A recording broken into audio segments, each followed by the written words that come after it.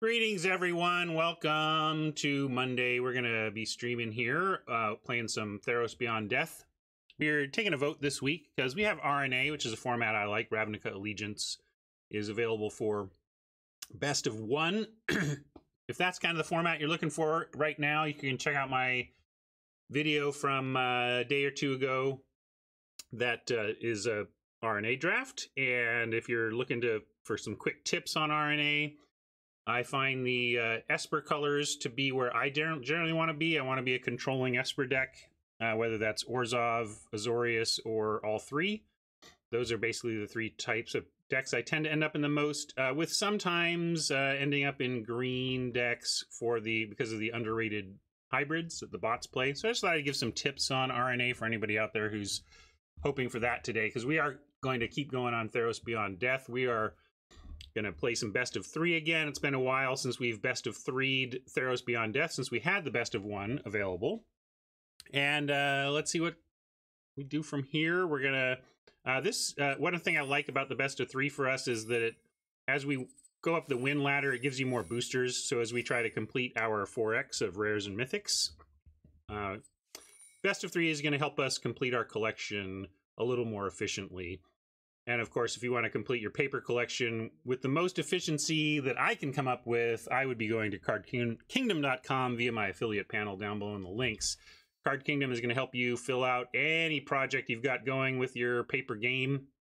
Maybe you've got a Canadian Highlander deck, you're dipping your toe into that format. Maybe you're finally deciding to plunge into cube building, or you're just a standard player and you need some stuff from Theros now that the metagame is shifting in some direction that you want to be ready for. Regardless of the need you have for magical cardboard, Card Kingdom has you covered, and they are going to do it with great prices on both the buy and the sell list, fantastic shipping time. You know, I say that they ship quickly. It's kind of a misattribution, right? Card Kingdom doesn't ship quickly. They don't ship anything. They prepare their packages for shipment quickly. They turn those orders around so quickly, and they're working in such high volume that the local post office just coordinates with them to do big pickups of their orders. So the chances that your order goes in and is on a truck heading out to you within a couple hours of its arrival is just way higher with Card Kingdom than most places because of their high volume and coordination with local shipping authorities, you know? Anyway, thank you, Card Kingdom, for all your support. And if you check them out via my panel, again, down below, not only do they know you got there from here, but if you purchase something, they know that your purchase maybe was influenced from here, and that helps my stream a lot. So thank you for that. Let's see what our pack one, pick one is. I'll get out of your way. Sometimes I remember to switch my view, not all the time. Intervention, not a great rare for limited. I'm sure you can come up with some constructed sequences that make this card interesting, but we're not really interested in a rare hurricane here. The second clause, I mean, we're a best of three, you know, so you could see bringing this in from the board to wreck a flying deck, but it's certainly not worth starting there on. You'd rather start with just raw power like Eutropia, or what?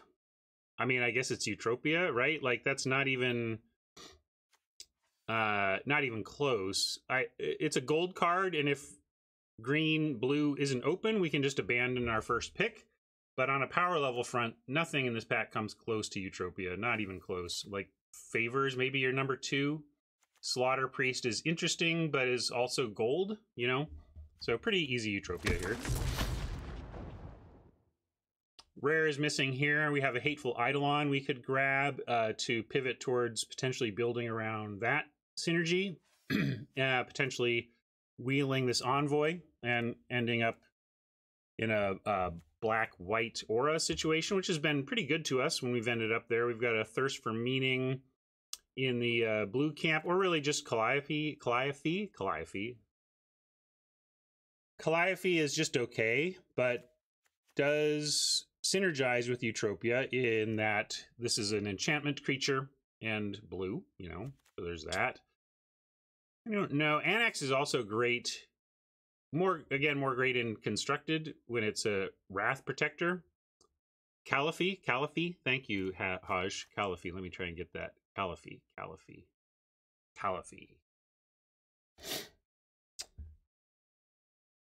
Yeah, Riptide Turtle? No. So, yeah, Thirst, or you could pivot to Annex, or you could take Caliphate. But Caliphate is pretty whatever, right? Like, I've never cared too much when this card is landed. Yeah, we could hedge towards Annex. It's a very powerful card. It's just very red. I think for hedging, you might... I think I can pull this one. Sorry, I should have pulled earlier if I was going to pull. That'll help keep pulls moving along, but... I'm going to call her Beloved, because that's a word I can spell. And then it also plays off Hateful as our other choice. And then Annex and Thirst, I think, is what I'll offer here.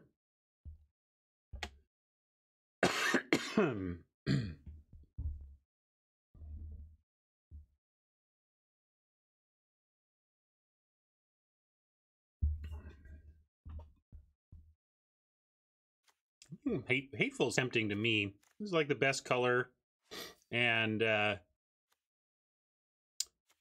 very nice to get around get early to build around. I don't care if we play Eutropia or not. I want to follow power here, so I'm trying to make this pick almost from this standpoint, but not entirely. It does matter that we have a blue-green card that we would like to play. So I'm not saying eliminate it completely, but I'm trying to be oriented to, at this point, still listening to our bot neighbors upstream tell us where we should be. Yeah. Yeah, I'm surprised that Caliphate won, and by so much. I'm going to follow my gut and take the Hateful Eidolon as the most upside build around, and it being pack 1 pick 2. I like having a Eutropia and a Hateful that we're unlikely to play together, simply because they both can be built around nicely and be built around the same thing. Like, we take an Eidolon here, and then let's say we get a Green Blessing. You know, like a Green Blessing would be a great pick after this, because we don't even know which one we want it to go with or whatever.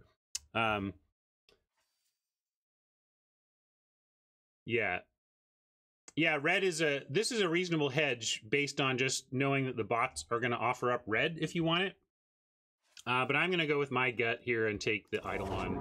I think it's wrong to take that uncommon. It's just not that impressive.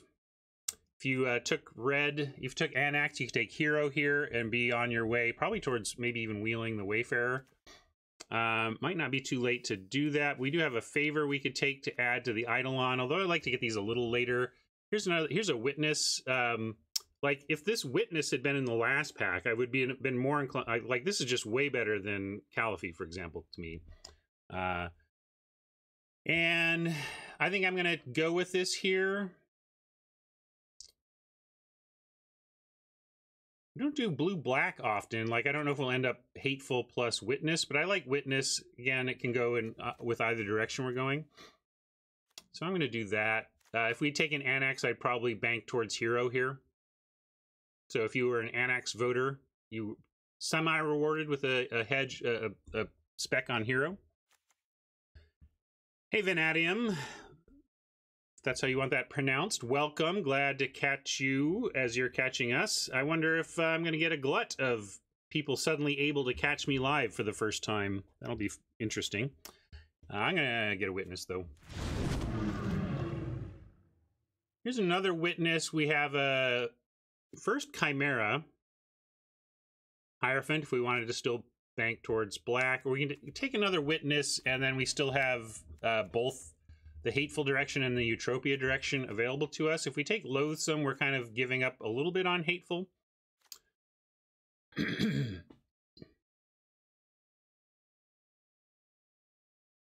Yeah, I generally think you want... but... Foil King is first Chimera better than second Witness if, for example, you were sure you were blue, but you were not sure you were green.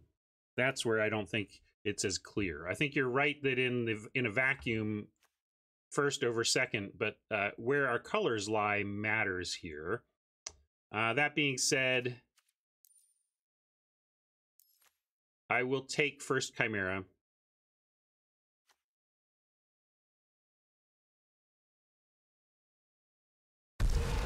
Close one, though, for me. Don't know about you, but that was a tough pick for me. Hey, Rob, how you doing? And we can see this is where it's like, if we had taken a witness, if we had second witness here, Devour becomes a much better pick, right? So that's why last pick was a hard one for me, because now we're a little bit punished here. I didn't, Rob.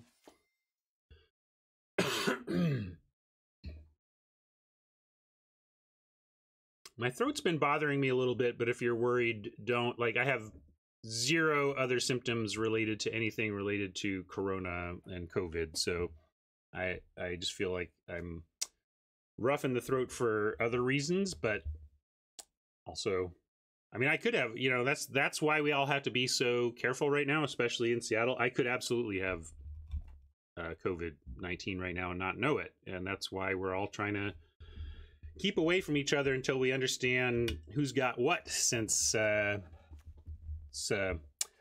we seem unprepared to be able to test via science. We got to test via time. Yeah, I'm going to take Devourer anyway, even though I kind of wish we had the second witness now because of this. I'm going to take Devourer. We'll see. Still trying to draft the hard way and listen here, and then we get a Chainweb Arachnir. That's a strong pick for this point in the draft. I like this at pick 6. There's an Amulet as well, but pretty easy spider. Now we're just trying to figure out what part of Sultai we really are here, and maybe back to black.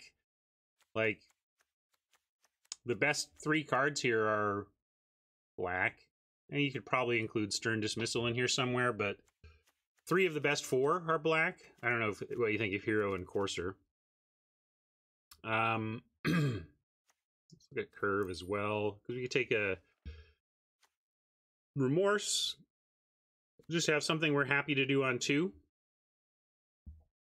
I think we've got the right setup for avoiding contagion from me, at least.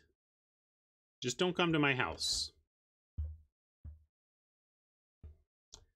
Hey, that's fun. I like a random user says advice, and this is I'm glad to hear this because this is exactly what I said. I actually saw Marshall. I bought a computer from Marshall yesterday, and I just drove by his apartment, and he handed it to me through the window. We didn't do anything more than that. But I was telling him, I just wish people would, you know, if people just basically pretended, if everybody right now pretended they had a low-grade flu and just behaved accordingly, that's how we should all kind of be behaving. So, anyway, back to this pick. What do I like here?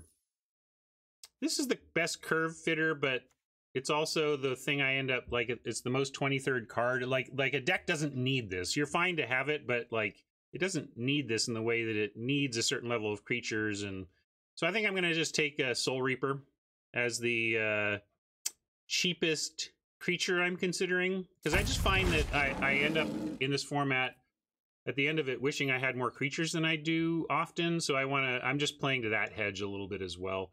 Here we have Turtle, if we want to be for sure blue, or I feel like we're actually being more for sure green-blue here. I doubt we're black, so maybe last pick didn't matter too much, but I think Dancer is the pick that fits the most possibilities we have going.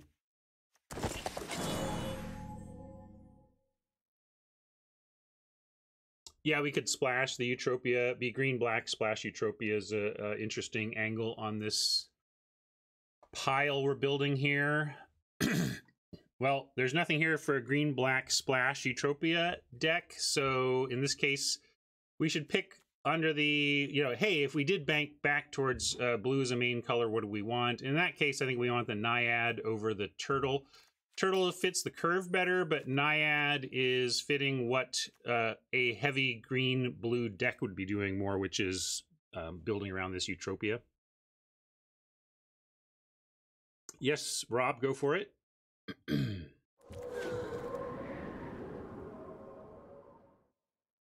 Yeah, the fact that Naiad's an enchantment is why we do that. Hey, we're best of 3 again, so we can really consider Plummet as a sideboard option. We can also take Lampad. I mean, we're not...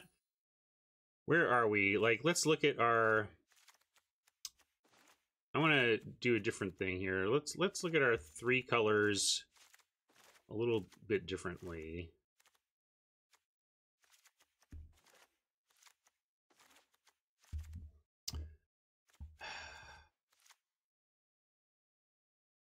Where are we really at on black is what I'm trying to get a sense. Is it worth hedging here? Is the opportunity cost of a plummet, because I don't care about the Eidolon too much, but it's a plummet for the board versus a Lampad hedge.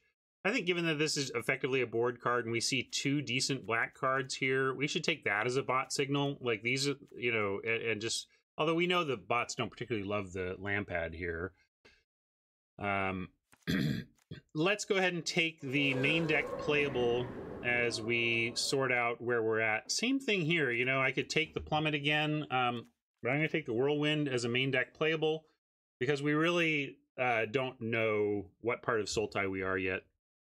Oh, yeah, that's true. Plummet does have the Eutropia skeet shooting application, Whiskey Man. That's true. I don't know if that's enough value to justify the pick, or whether that's just fancy play syndrome because it's a cool combo. I do think that this is the more generically good card. I'm going to pass on the plummet. If there are more of them in the future packs, we'll get them. I hear you, though. That's a reasonable thing to call out. Some say I never heard of ya, a rap burglar.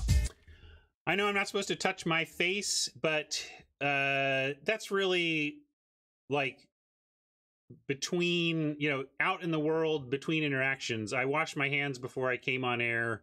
I showered and, you know, like, I know you're just kidding, but well, let's talk. Like, we can kid, but it's important to continue giving good information about that stuff. And I at least want to explain myself in case anybody is worried about that kind of thing. Like, yeah, you'll catch me touching my face all day long today, but then when I get off air, I'm going to go wash my hands, and especially to the extent that I do go out and about doing that. What a garbage pack for us here. Nyx Lotus, not really what we're in the market for. Rise to Glory isn't in our gold color pair. Dreadful Apathy is the best card, and we're not in white at all. So I guess we're just on Thirst, because I don't see us being a Sea God Scorn deck. And Omen is like the second best card for our deck here. Like Nexus Warden's the third. All pretty lousy. Having to first pick a Thirst for Meaning is blah, but we'll take it. Another Chain Web. What else we got? We got a Typhon, though. This might even come back. I think it's Omen or Typhon here. And Omen is fine, and it's a 2-drop, and it triggers Eutropia and whatnot, but I think we just want big solid beef. Nyx Herald, nice to pick up here, although look at the Final Death and another Typhon. So this may be a pivot point. Although it sure seems like we are closer to... Here, actually, I'm going to leave the draft and come back so it resets the sort. Also, my mustache is kind of tickling me today. It's kind of what I'm itching at.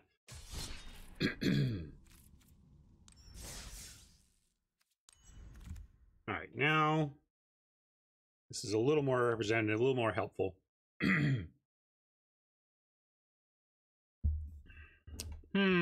And I think I am going to pull this one. I'm curious where you're at, given our curve, our colors. Do you like Nyx for the Nyx Herald? Do you like Final for Final Death, or Typhon for our second Typhon? I think those are the only reasonable choices here.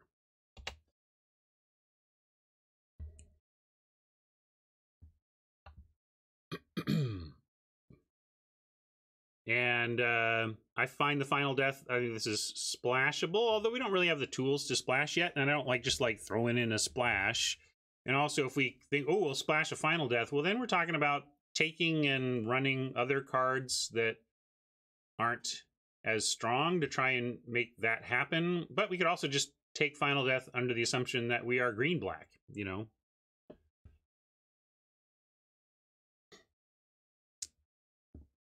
7 people for the Final Death, 9 people for the Typhon, only a handful for the Nyx Herald. Unusual. I'm really surprised that the Nyx Herald only got 3. I think that's where I'm at, because I think for sure we're green. We are 100% green. We may be heavy black, we may be heavy blue, and I'm going to try not to splash here, which probably means like we're not playing Devourer. Like that's almost a sure cut. And yeah, I think people voting for Typhon, I get it. We have Chimera and Typhon though, so we have 3. We have 3 escape cards already, and they do start to have, you start to have diminishing returns on more than like 3 escape cards, because mainly you just want to get 1 going so that you always have 1 source of escape value to draw from. And but then it starts to chew up your yard, and then you're left with solid baseline creatures, but the escape stops mattering. Whereas Nyx Herald with Eutropia, this is like what we're trying to do here. So I think we cut black as a main color for now. And we also are pretty full at 3, which for those of you who are picking like Typhon, I get we also have more at 4. But I'm going to take I'm going to override, I'm taking the 3rd place vote on chat, on chat here, and taking the Nyx Herald. I think this is correct. It's splashable, but I don't want to splash. As I was just saying, it's so easy to say it's splashable, but to splash it, we need more picks on top of it. Like we need to then support the Final Death pick with multiple subsequent picks, taking things like amulets and green omens to support a pick that that I'm not digging all that much. Training, or I mean, because of that, like obviously I like a Final Death. Sorry, that didn't quite close that comment with the with what I want. Yeah, as much as I like drawing some cards, I do like the instant value of training, and the fact that it turns something like a Typhon, especially an escaped Typhon, into a trampler.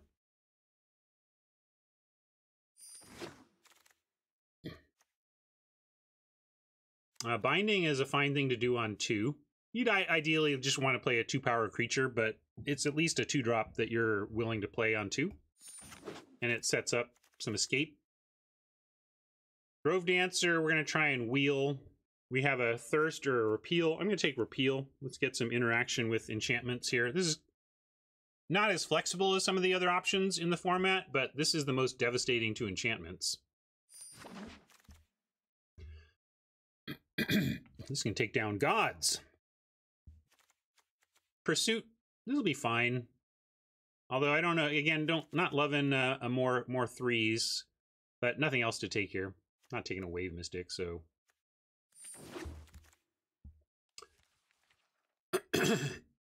Well, Eagle, we'll get it back with Binding if we mill our Eutropia. Turtle's fine here. I like it. Well, maybe I should take Skirmisher for this deck, since we are trying to do Herald. Like we could go Skirmisher gets a training, and then suddenly Herald is working with it. And we are trying to attack with this deck. We already have a Turtle, for example. Yeah, I guess I'll take a Skirmisher to also diversify our options. Turtle is better Queen, but that's in a vacuum. I don't know if Turtle is better in a deck where we are trying to take advantage of Constellation strategies. We already have a Turtle, and we're a little bit more on the aggressive side, right? So, I feel you. Turtle is better than Skirmisher, but this is the type of deck where I think we're actually going to want Skirmisher here over it. It's a deck-based decision, not a abstract power level decision. Wings of Hubris could help out, be a sad replacement for Eutropia when we don't get there. Wardens, in best of 3, I'm actually going to take Wardens. Yeah, Naiad is We already have one, though. I'm hoping, like, this is already underwhelming to me in this type of deck. We're not really doing the stuff on their turn all that much. I feel you, Whiskey, but this is not the enchantment I'm looking for, and I would rather have a Wardens out of the board than a second Naiad here.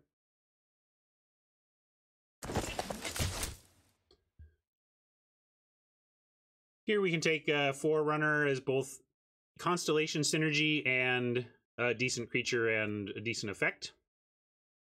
Don't want a second Pursuit right now. Moss Viper, it's a decent main deckable. And if we can find better cards, a sideboard. A couple of the uncommon counter spells. Maybe we'll be all right, last pick Grove Dancer is coming up Millhouse for us. As I recall, this isn't actually that good. It's just Mythic. 7 mana, 5/5. Yeah. Seems like it's made for not only constructed, but almost commander specifically. However, we have 3 of 4 of those. We could take it for collection building at the cost of 1 Witness of Tomorrows. Wouldn't mind a second Witness, but I generally take Mythics for collection building and gems when they come by. They're just too high value on that front. So, sorry, Return. Sorry, Witness. If you have no need for collection building or gem concern, I would take a Witness here. But I'm a collection builder. I take Mythics that come my way. So Witness is the correct pick for win EV, and Mythics correct pick for collection builders.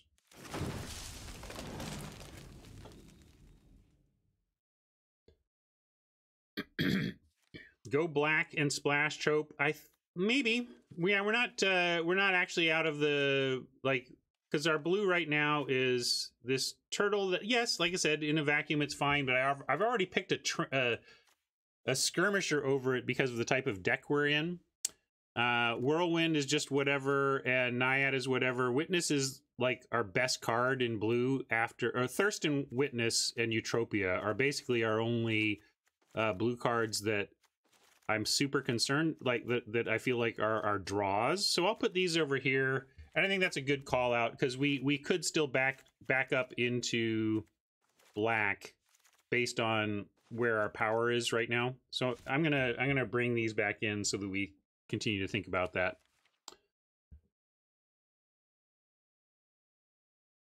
Why, Funky? It's too late to switch because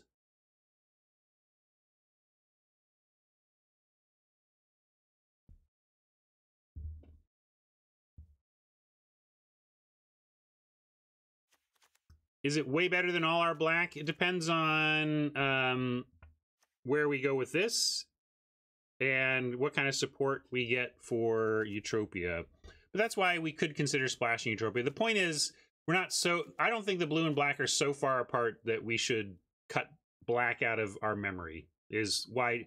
That's the fundamental thing. I'm not saying we are black, but I'm saying it's close enough that, like, if we, like, let's say our next pick had a grasp in it, and there's like no other good cards in blue or green. Like, we're totally going to take a grasp, and then suddenly, Funky, like, if we take a grasp, next pick, Hateful plus grasp starts to compete with Eutropia in terms of deck quality stuff. And we could take a favor here on that front. Like, so, because what are we even taking here? Which brings us to this pick. And actually, it brings me to the favor, which is where if we do end up in black, we're going to really wish we had this favor. And what are we taking instead? If we, like, what is the cost of taking this favor? Another Naiad, another Huntmaster, an Altar? You know, I just think we take the favor here and see where we go. And Whiskey Man, that's the thing. Yeah, I could take the Altar. I don't love splashing just for the Eutropia using Altar. We'll see if some green omens come my way naturally, okay, but I think favor allows us to pivot and play the correct direction from here.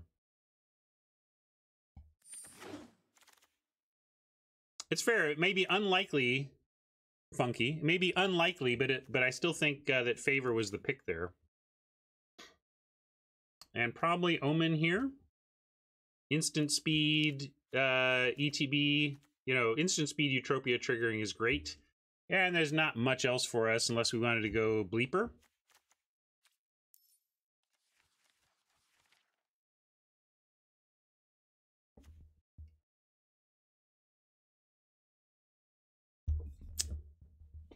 Yeah. Yeah, I guess if we did end up in black, it wouldn't be for something like Catobleepus anyway. So let's take the Omen. No black at all in this pack. We could take Plummet for the tricksiness, but probably just another Thirst. And maybe try and wheel this Plummet.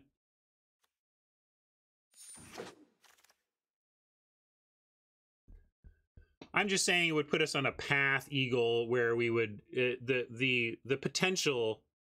I think at that point, where the deck could head, and you know where you're most likely to end up with the most powerful deck, if you've got the random Eutropia and already a great start on an 8 Eidolon build around. That's all I mean. Not that it instantly makes it better, but that it sets the expected power level eventually to be where I want it to be.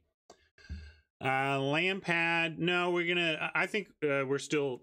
Again, I brought black in to keep things fair, but obviously I still think we are more likely to be blue based on everything. So yeah, we can take a Return to Nature. We do have the Mystic Repeal though, and maybe we'll wheel that. This probably not though, but we should take Omen.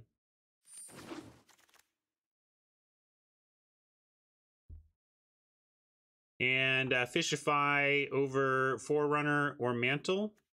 If we're going to be primarily green-blue, which it looks like, and we might just be only green-blue, we need to grab whatever removal we can find. We didn't get any green blessings this draft, which is going to be really the thing that makes me think this deck is actually kind of weak.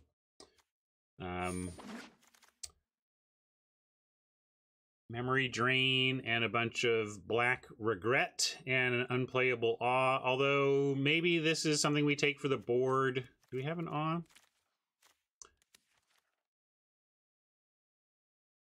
If we do face the aggro Boros deck that's not using enchantment creatures, you know, you could do worse. But yeah, and I don't think we're off kind of off black now, and I don't think we're playing Memory Drain.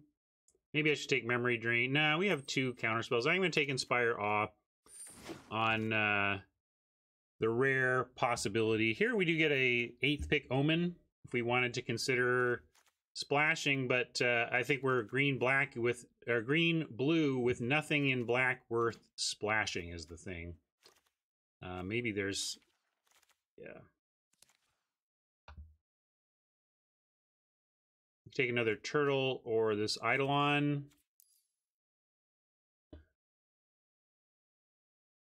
I'll take the Omen just in case. I don't think we're playing it though. It is an instant speed. It's a flash enchantment, so there's that. Chariot, no. I'm gonna take enemy. Maybe there's some situation where we decide Omen plus enemy is how we get there. Here's an altar. I will take the altar here. That gives us 2 3-mana splash supporters. Eidolon or Riptide. Let's first get rid of the black again.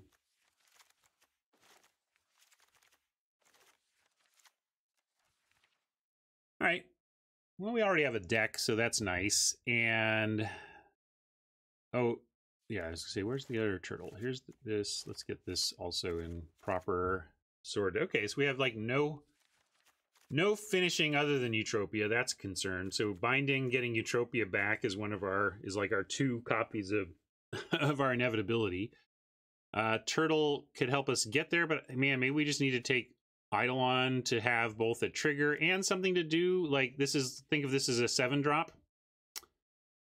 I'm going to take it, I think, over another turtle.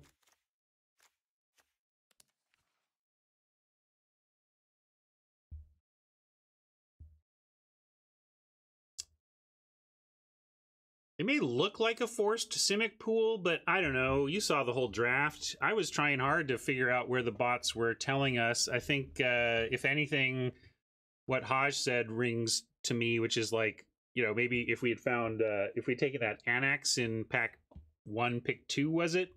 And ended up down a red path, maybe this would have seemed like we were in the right lane. It was, maybe it feels like we weren't in the right lane, but we sure were trying to be flexible about committing to a lane. I'm going to take the Eidolon here. I just think it provides some late game something. And a Plummet. Oh, Deny is a nice pickup here. Although, I think with 2 Whirlwind Denials, we're probably just not even playing the Deny.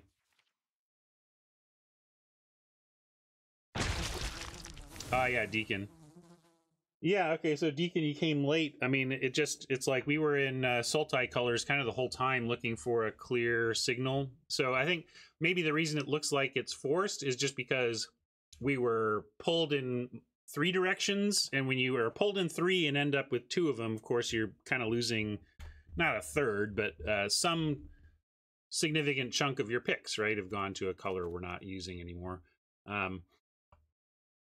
Yeah, I don't love this deck, but we're going to see what we can do with it. We've got 15, 12 on the count, and we got 4 cuts to make. So we're trying to cut spells, and I think Deny the Divine can go, given the double Whirlwind, maybe even cutting one of the Whirlwinds, although Naiad plus Whirlwind is decent. Same with Thirst. Naiad reducing the cost of these to play as an instant.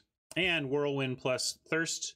Classic blue combo of instant speed, card draw, and counter spells, so that you're damned if you do, damned if you don't in trying to play around such a thing. What are we doing? Training Omens, Riptide. We could take away a Pursuit since we're kind of doing our card draw through Thirst. Yeah, we can get rid of Skirmisher. It's the weakest of our creatures. I don't want to drop too many below 15 though, which is why I'm kind of dragging my feet there. We could even cut a land here. We have 2 5s and 2 4s and some card draw and filtering. So I think we can get away with 16.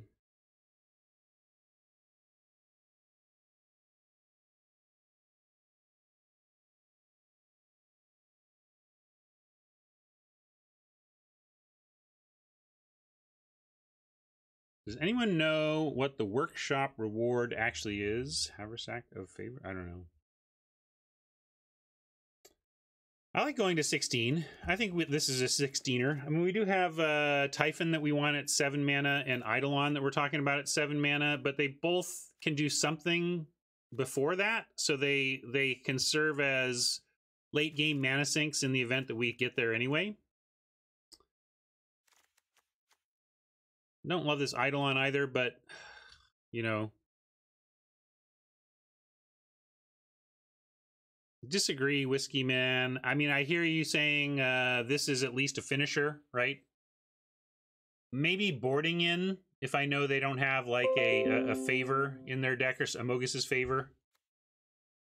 I'll keep it in mind for the board, Whiskey, but I don't think we want to start with a splash here. I don't think it's worth it. And I like your pun, but I'm going to go with Denaiad.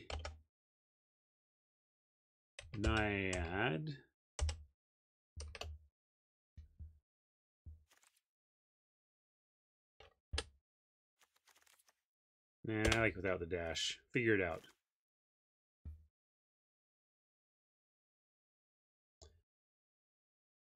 Yeah, that Funky says, I don't think Devourer is powerful enough to splash, and I agree. And I mentioned Mogus's favor because effectively what I was saying with that comment was I could see it being powerful enough to splash if we effectively thought, if it effectively had hexproof. You know, if we didn't think Oppo was going to target and kill it very easily, then I like bringing it in because it's an inevitability through a stalemate. But I don't like it just starting it randomly here.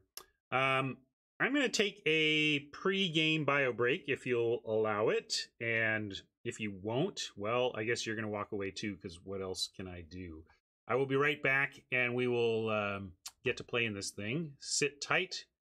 And maybe I'll leave. I'm going to go into a be right back screen, but I'll leave you with a par poll. You tell me. Well, actually, I'll leave it up. If it's par poll, maybe you guys want to see the deck. I will give you a par poll as I take a short break pre-games, okay? This is best of... This is traditional, so best of 3 again. Oh yeah, you can also make any final changes to this that you would recommend. You know, if you hear... I'm not starting with a splash, though, so I'm going to reduce it to your on-color options. Fire the poll and BRB.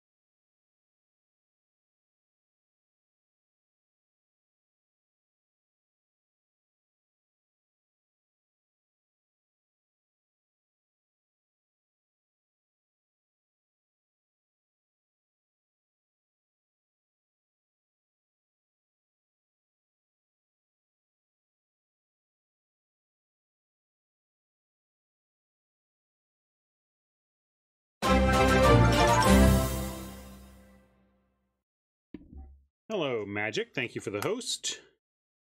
And hello, everyone. Thank you for waiting.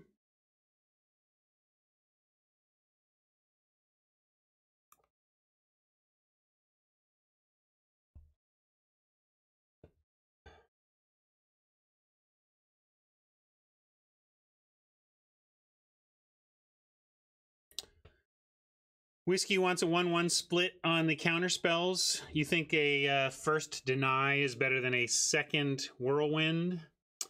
I suppose if we go in the late game, the whirlwind does become play aroundable. That's fair. I'm willing to do that swap. This is a more narrow counter spell, but it's a hard counter for those things. So no matter how much mana Oppo has, this is going to get a creature or an enchantment. Whirlwind gets anything, but only within the first certain chunk of the game, right? So yeah, Exile is relevant as well. Not wrong on that, War Furnace. So I like that final change. That's fine. And we will... Heck, maybe it's maybe we play all three and we're supposed to cut something else, but I like this for now. And Craig, let's see. Craig, did you have basics? Did Craig let me know? Let's see. Or maybe, Craig, you indicated before and I missed it. I'm going to assume Theros lands until Craig says otherwise. That's my assumption. Or that will be my dealer's choice today at the very least.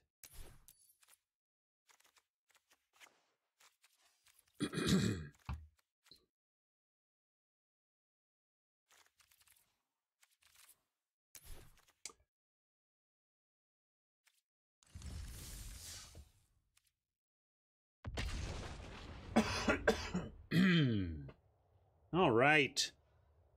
How'd the par poll end up? What do y'all think's going to happen?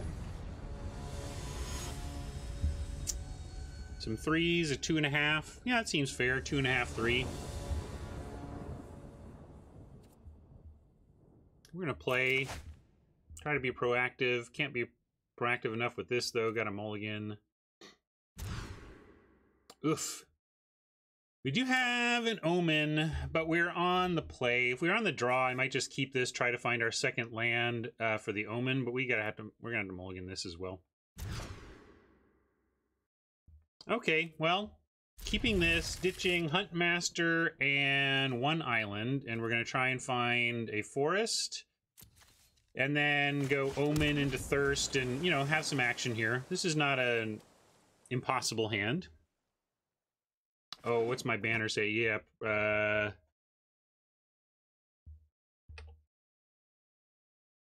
my title all messed up? No, it says... Oh, that banner. Sorry, I thought you were talking about my stream title. Yes, I'll fix all that. Sorry, 1 second. Let's go this, though, and we'll do Omen at the end of their turn. And I will update that stuff right now. Thank you for the reminder. Once I figured out what you were reminding me of.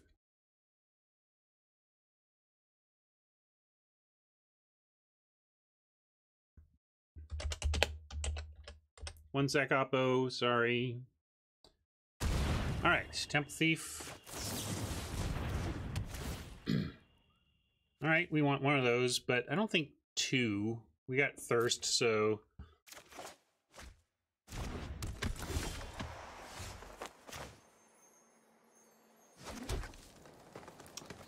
Could go Binding, but I think I like Thirst pitching Eidolon.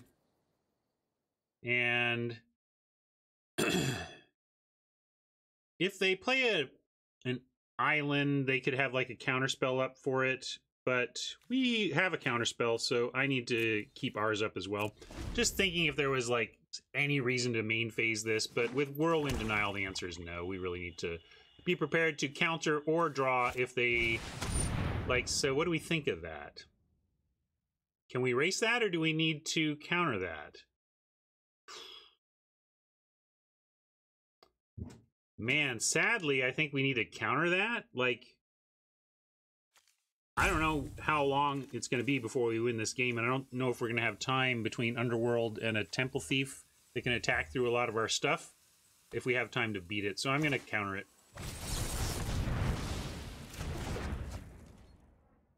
Thank you for the scene reminder as well. I'll go over here.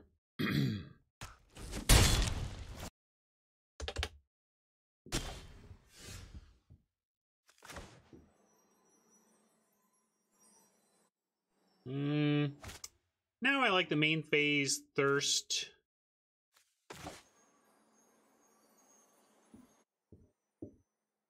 Although we still, we could still wait. Doesn't look like they're doing anything. Yeah, I'm gonna wait. It's alright. They've seen we have counters, so let's at least make them worried that we might have another.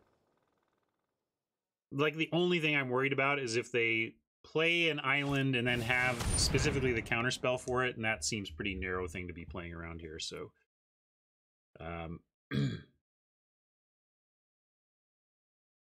and this way we get to thirst after they harpy. So if we find something like an escape creature we want to pitch to the thirst, we don't get it exiled here.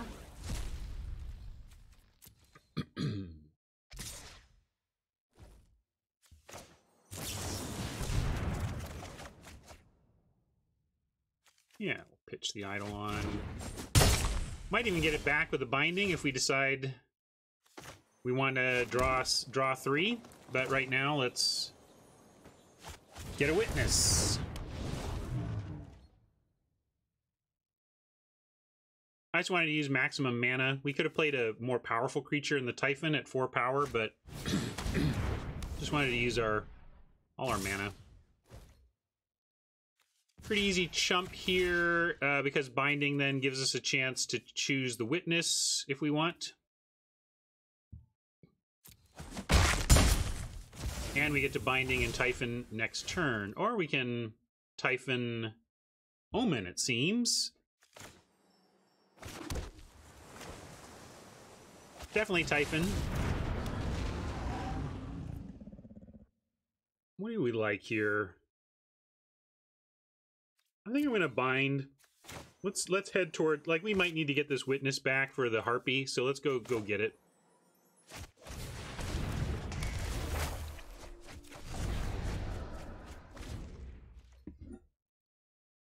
Good bind for us. We got a Chimera in the yard as well. Get back Eutropia if we want.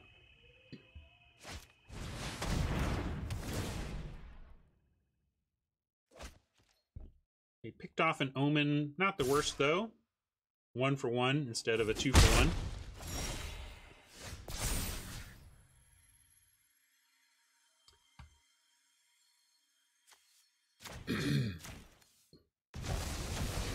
Are they mono black? It's looking like it so far. Mono black Devotion. I guess we're facing Gary's and Timuret's in there somewhere. Boy, I feel like... Has your face ever felt itchier than it does right now?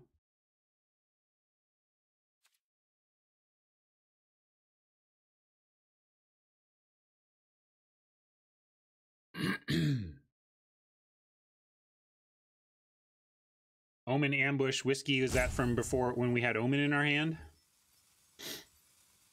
Naiad and Scry is interesting. Also just trying to figure out if I'm attacking or blocking, or attacking or not here. We're going Naiad. We have a threat. Oh, we can't block the Temple Thief if we go Naiad. So there's that. But how do we win if we don't attack? I'm going to...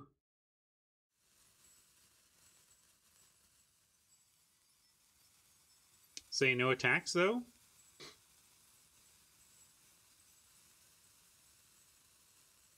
Yeah, I think we need witness for the air, right? We gotta stop the harpy, or we lose to the harpy. And we also can't just lose to the Temple Thief. And right now, all of our plans don't get us something that blocks a Temple Thief. So sadly, I'm going to be keeping the Typhon back.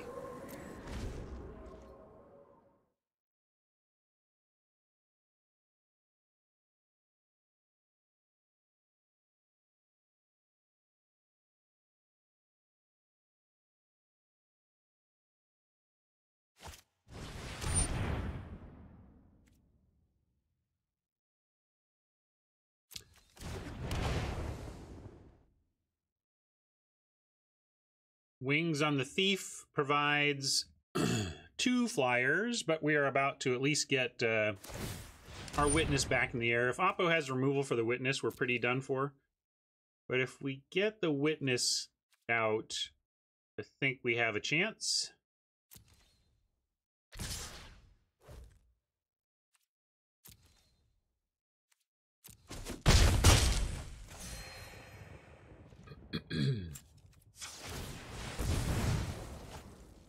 I think we did get a plummet, didn't we? Didn't we get a late plummet? Neither of these are going to do anything for us. We need to deal with answers. We need to deal with stuff already here, not get a Deny the Divine.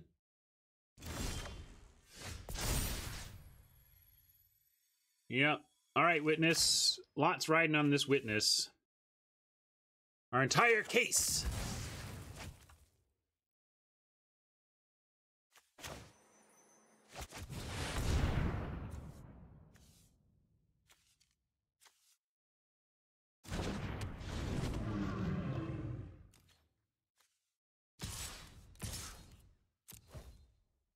I'm attacking. We can't block with these. Again, if they take out the witness, we're pretty much dead. So I'm acting as though the witness lives. Temple Thief can still attack through it, but we don't have anything else to even try and block. We can at least threaten the Harpy here, though. And there you go. I was not expecting us to have a witness live. Witness tampering. So now, let's see, if we get Fishify, we survive a turn, right? We put that on the Temple Thief, and we at least survive a turn. So let's go looking for Fishify.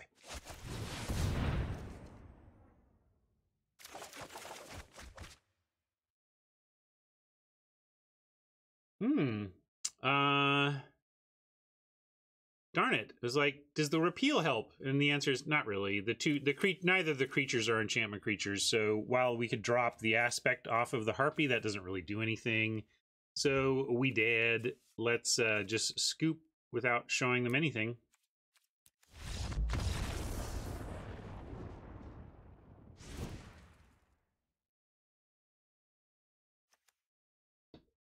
Mono Black Devotion. I don't think we saw any of the Devotion payoffs, but we can presume they are in there. Kind of makes me want to bring in more counter spells to protect against that end game potential. There's the Plummet. And, yeah. Plummet, obviously worth a slot now. Maybe even over the repeal. Did we see... Let's see. Grasp, repeal, Underworld Dreams is a thing. If we need to do that. A couple of final deaths. So I'm wondering what y'all think about Whirlwind Denial and what to cut for adding the Plummet. We could cut an Omen, but that I don't. Maybe cut a Deny. Wardens. Is Wardens really? Yeah, maybe Wardens. I have to cut some stuff here. I'm gonna cut Deny. Yeah, Viper's a good cut. I like that.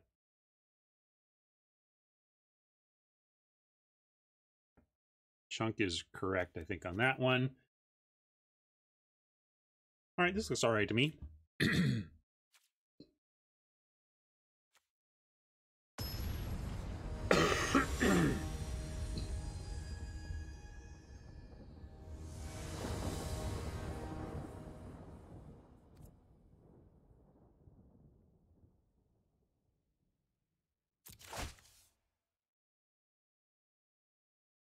All right, we're going to keep this. I'm not going to play the Eidolon. We're going to actually, it's more useful as a Eutropia trigger. So I'm going to wait on that, but we'll keep. I haven't played F&M in quite a while. I've missed the last couple of, I think the last time I played Paper Magic at a store was the Ravnica Allegiance pre-release.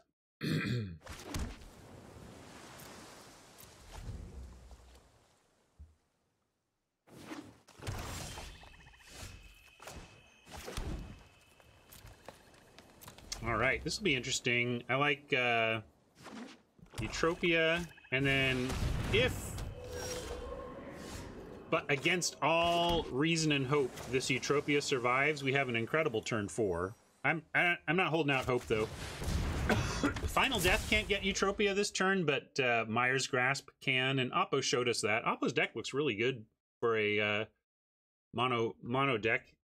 Mono decks generally have some trouble because you don't get that diversification of color pie abilities, but yeah, sad times, sad times. We had to try, though. Couldn't just not play our spells there. And we get a couple of good follow-ups here in Herald and Eidolon. I'm going to play the Eidolon now. We could save it for Thirst discard, but we're actually 2 lands away from cracking this, so let's go ahead and play it. Not 2 land plays, but 2 land draws.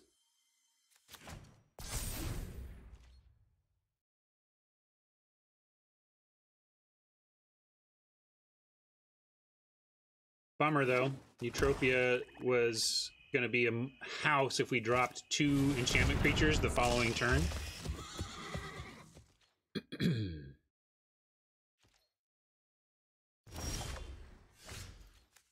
And look at all this enchantment action we had. Eutropia would have been bonkers. It was must kill. Certainly if they didn't kill Eutropia, they'd be hard-pressed to win the game. As for us here, let's see, we play Forerunner. We can make this a 3/4. This can't block at all.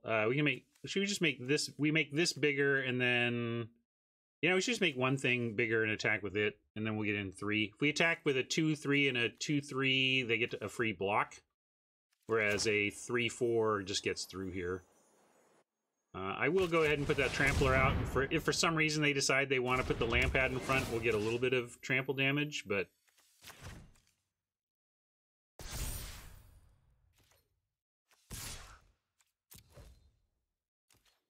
I don't see why they would.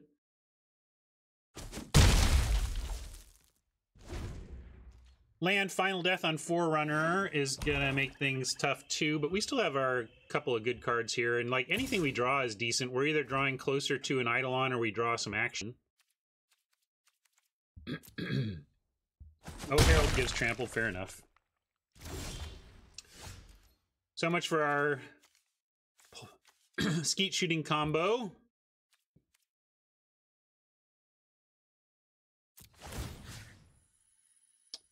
So now I'm expecting a Final Death. They held up, they have 4 cards and 5 mana held up, so expecting the Forerunner to get the Final Death. So I'm just going to follow again with the counter on the Herald and presume that that's going to get through. Do I even send the Eidolon? No. I really don't want to lose it now. I want to try and get 3 cards off of this before the end of the game.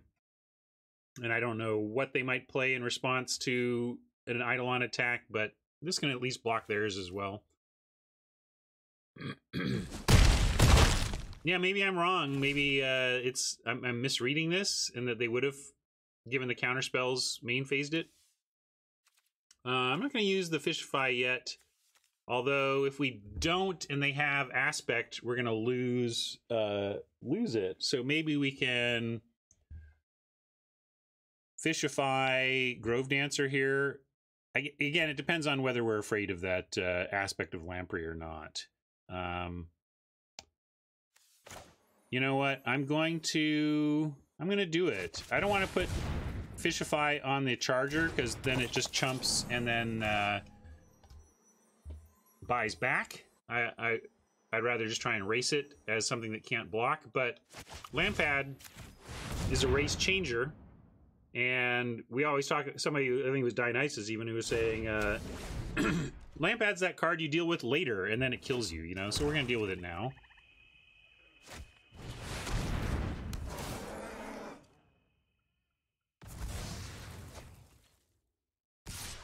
Good Bleepus for Oppo.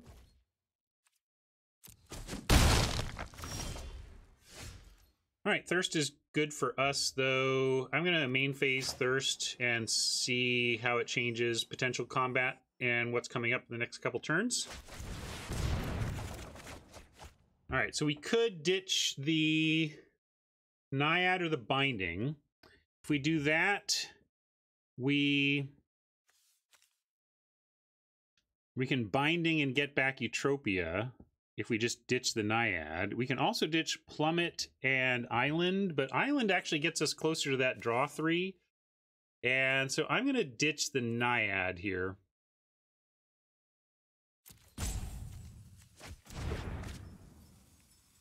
And we can main phase the binding after we attack, though.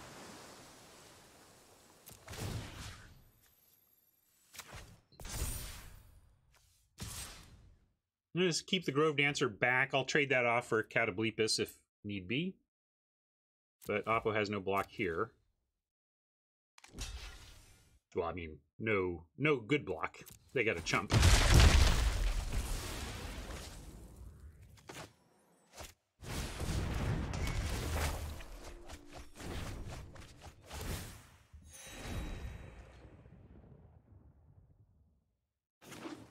Now they got to kill the Eidolon, or we get to draw 3 coming up soonish. I will offer this trade. Although, maybe we don't. I mean, we're ahead 7 to 15. But I'm also kind of presuming that this is going to be outclassed, and I should take a trade while I've got it. I'm going to go for the trade given binding. I think we have longer-term advantage, so I'm going to play a longer game and offer the trade instead of try to race.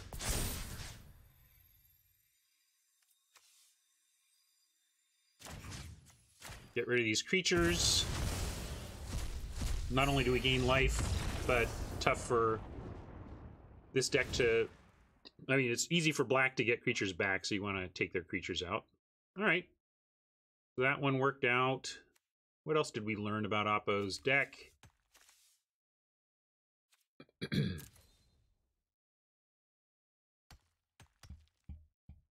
Maybe nothing? I don't know.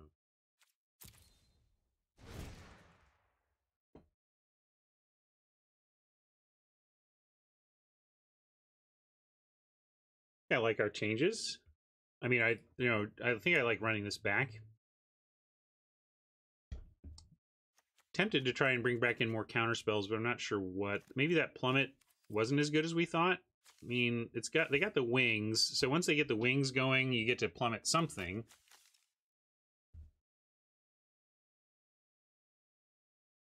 Yeah, I'm expecting Gary. We just haven't seen it yet.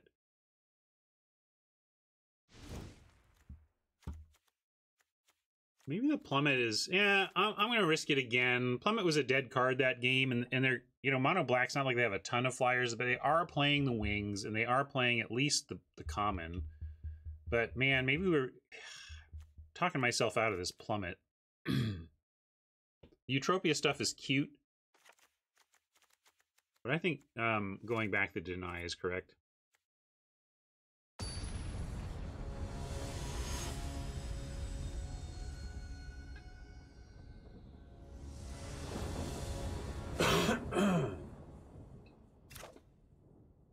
And there it is. With Nyx Herald, I'm going to lead with the Eidolon. I mean, when we had Eutropia in hand, I held because for the trigger.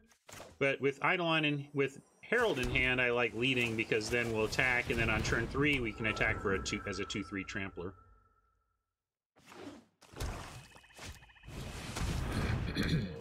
Although it looks like attacking as a 2/3 trampler on 3 isn't going to do anything. So maybe we were going to want to save our Deny. Probably not. I think we need to get the Nyx Herald going.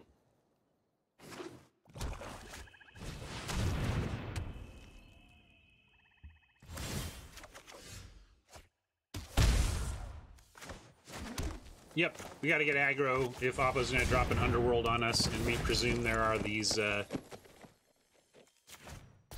reasons that Oppo is... This is usually a devotion play, so that's why we're all assuming some Gray Merchants. But I'm also going to... Well, it's a free attack. Let's make him block. I mean, it's obvious to block, but make him do it. Sometimes people don't pay attention, right?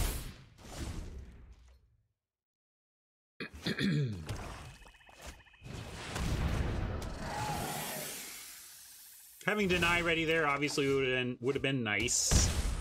But we do have, let's see, we can drop Huntmaster here, then next turn go Naiad and have Deny ready for their turn. So I like that sequencing.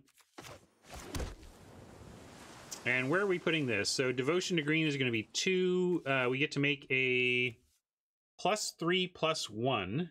And +3/+1 here makes a 5/4. And if they want to block with everything, though, that's actually good for them. Like 5/4 is a block they would take, right? Because they're happy to let this die, and then this lives. So that's actually not a good attack this turn. We could go +3/+1 on the Eidolon. This becomes a 4/3.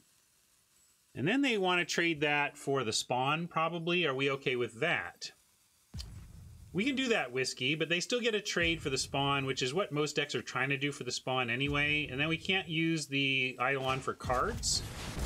I still think this is our play here, so I'm going to do it. Definitely not sending the Herald, so our only real choice is whether or not we're sending this Eidolon or not. And maybe with the Huntmaster out and the Deny ready, we can deny the attempt to bring back the spawn, so I will offer it.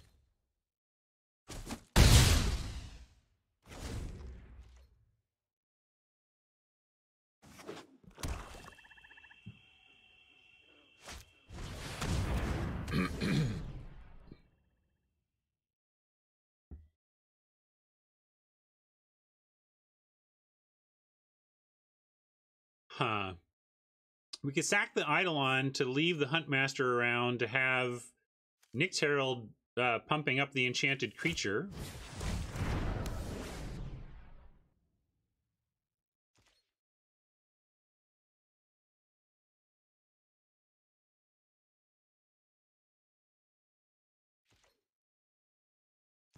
I don't think it's worth it, though.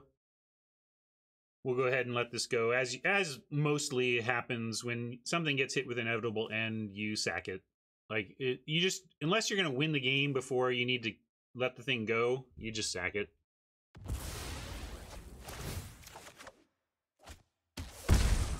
All right, we're closing in on Eidolon mana here. And we do have the play I was talking about.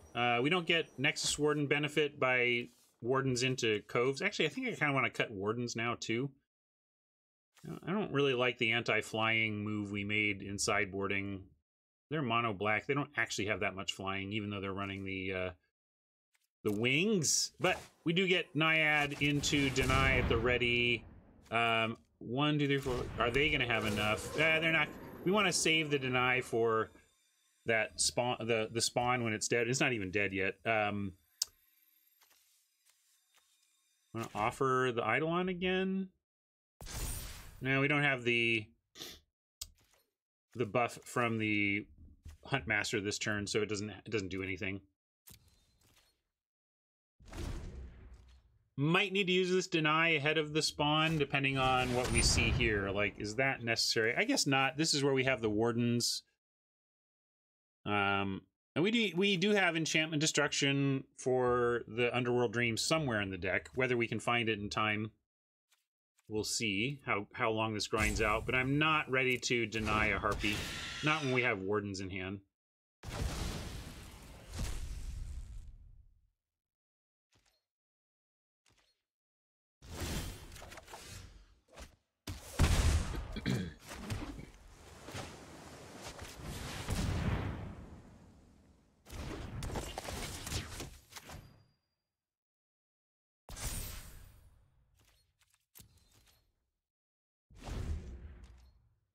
Well, Oppo's got us in a stranglehold. We have outs to it, but right now we're just losing on this board over time. Fishy, fishy, fishy fi. Solid, but I think we're going to just take an extra 3 points of damage to that Underworld Dreams as we dig for an answer for it, but we can do that at the end of their turn. Also, we can draw 3 in response to something like a aspect of Bitey Face, and draw cards to have alternate discards as opposed to these two. Although we can just deny it if we want. So we're not even really at risk to that. We're at risk to slowly bleeding out to the Underworld Dreams, though. How about another one? Well, since we're at risk of losing to the one, I guess we better counter the other. Again, hoping to use that for the spawn. Didn't get to. One plan we could have for the spawn is to try and get it with binding before they have the tools for it. You know, but it's going to be tough.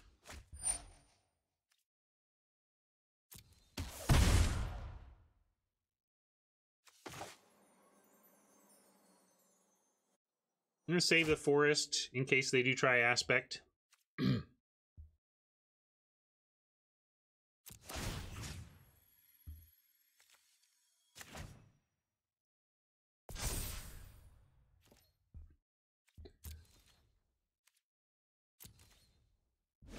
I don't know how many Garys they have, but if they've got some payoffs for the double dreams, then I'm digging Oppo's deck. If they don't have the Garys for this, I don't love it. But if they got the Gary Timmy payoff, then sweet.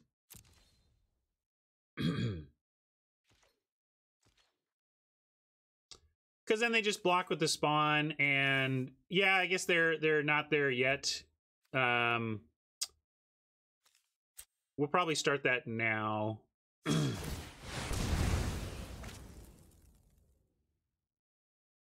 have a fear of the spawn in the graveyard in some level, I think is what's going on. But Eutropia here is nice. Maybe we can do some stuff now that can actually win us this game in time.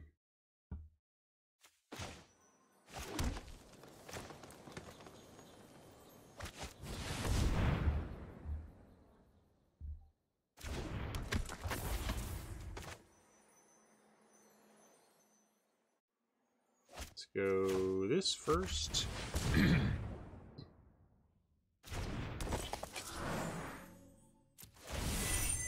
And what are we going to throw in the air? What's our biggest attacker? Nyx Herald or Naiad? I guess Naiad is the thing we want big. Well, we can make the Herald big, but then it's got a target on it because it's the Herald and because it's big. If we put the targets on the Naiad becomes the big threat, but and then it diversifies the things that Oppo needs to kill. That's my reasoning for going for the Naiad.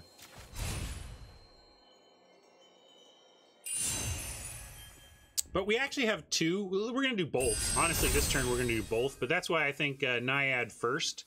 But now we'll go Fishify and also launch the Herald.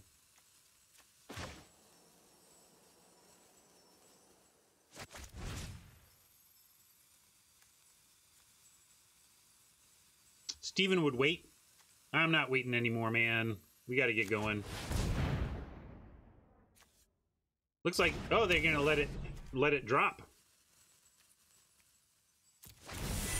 But they both fly this turn, Steven. If it only enabled one slightly bigger attack, I think you'd be right. But in this case, it does enable two attackers. That's my thinking.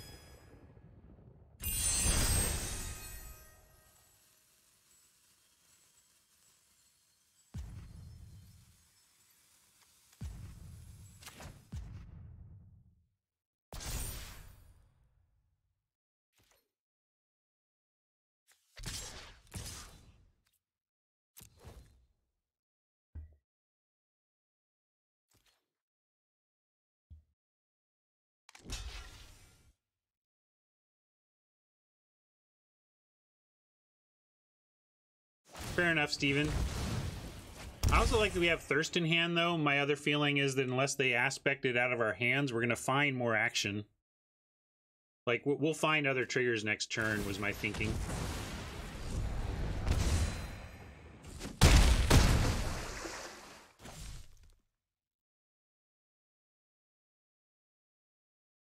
At least we can withstand an escaped spawn in terms of just letting go of the Grove Dancer or some, you know, our least important creature. Yeah, that was a misblock on their part. they didn't seem to be paying attention to the trample situation.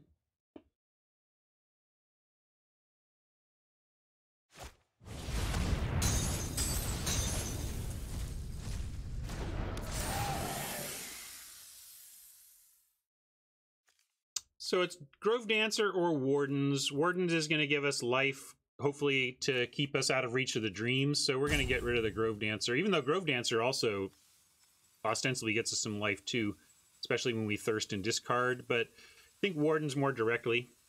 I think Warden will gain more life over the next couple turns, assuming the thirst hits.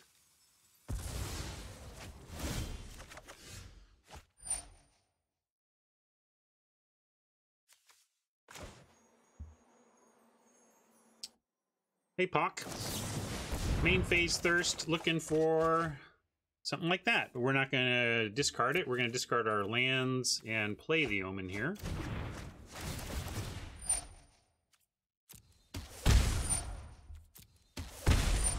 Although that would have been two life gain from the thing we sacked, but we're about to gain 2 life on the Nexus Wardens. And we can play all sorts of land types. Let's do it this way.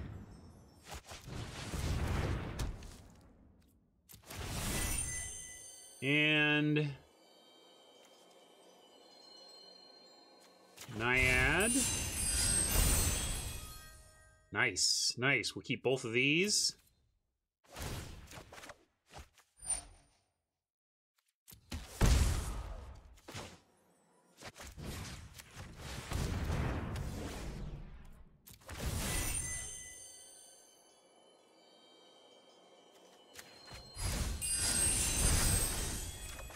And maybe just win. All right, we got there.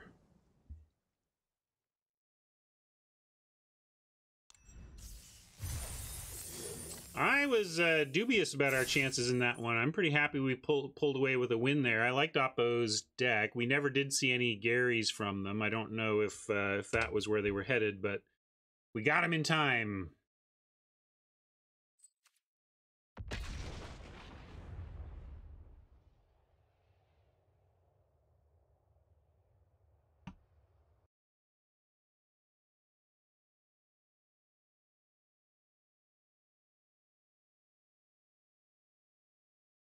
Some say I never heard of ya, a rap burglar. Thank you for the sub, Doc. Appreciate it.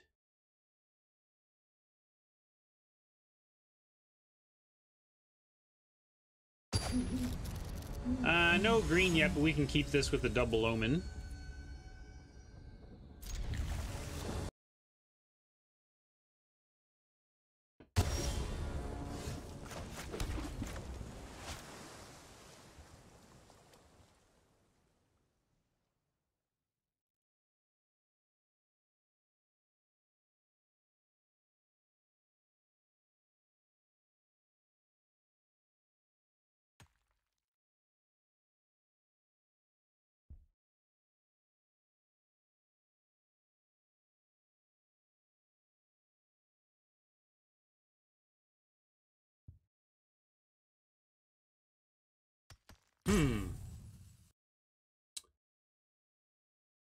Sorry, I'm a little distracted on the side here. I wanted to share something with you all and needed to get it queued up. Hold on. Okay, there we go. Now it's queued up. Oh, and there's audio again. Hello, audio. As you can see, my focus was not on this client. Now it is. All right, there's the binding. They're black-red, so we can Omen, no problem. I'm just going to pass the turn here. Omen at the end of their turn.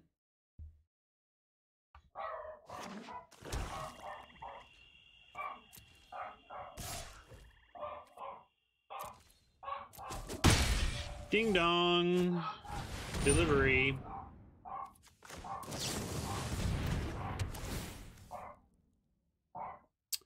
Let's see, we really need us some green mana, so maybe we just need to send all of this. Deny not the worst, but deny when Oppo's already put 4 power on the board. Also not Some what we're say I trying never to... heard of ya. A rap burglar. Also not what we're going to be doing to get out of this, so I'm going to bottom them both. We want to find, like, Forest Moss Viper, really. There we go. I like Forest or Chimera. But Viper allows us to do an Omen as well and still get the threat of block that we're looking for. So I'm going to do Viper and Omen at the end of their turn. Thanks a lot for the sub, War Furnace. 7 months. Sweet.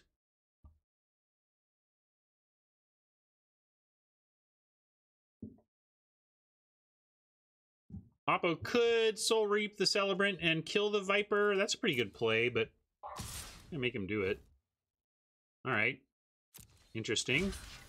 I don't know what this is. Is it, wouldn't be Aspect of Manticore. They could have sent both. Not sure what this attack is about exactly, but whatever. Viper, this is the job Viper's here to do. So, yeah, but if it was first strike, why not send the Celebrant?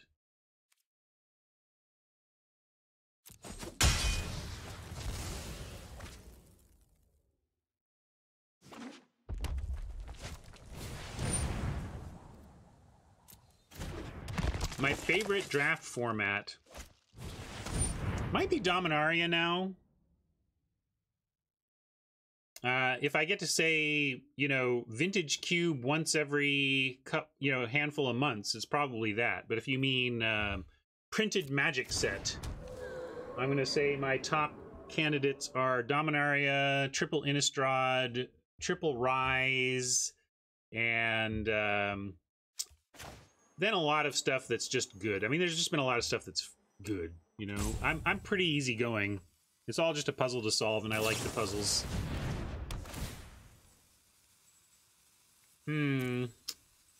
We do have the Forest now, but what's our play next turn?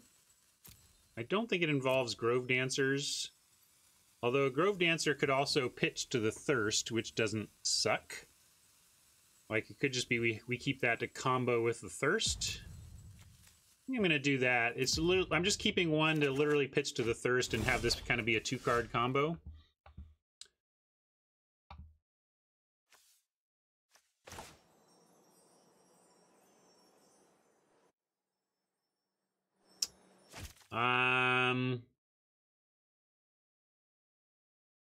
Here I'm going to go with the Chimera play. Uses the most of our mana that we can this turn, which is 3. I mean, I could have saved it for Thirst, but also I like trying to block. Like, this Celebrant is trying to get a 2-for-1, and we are trying to only present 1 blocker so that it can't.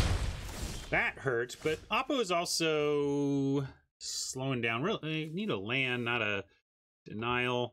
But we could go, let's see. We could Thirst here. If we thirsted, what are we trying to accomplish? Thank you for the sub.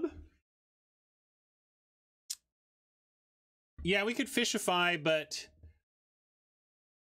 they're running low on cards here. I'm going to Thirst looking for... actually, I might need to play the Grove Dancer now to actually threaten to trade. I was going to use this as a pitch card for Thirst, but I am going to Thirst looking for a 5th land of some kind. We can pitch the Typhon if we need. So we got... Because I really do want to play the Grove Dancer now as a blocker. I think I'm going to ditch a land and the Whirlwind. Keep everything else. We don't really have time to keep up counter magic right now, and also they're getting out of Whirlwind range given the casting costs of their deck.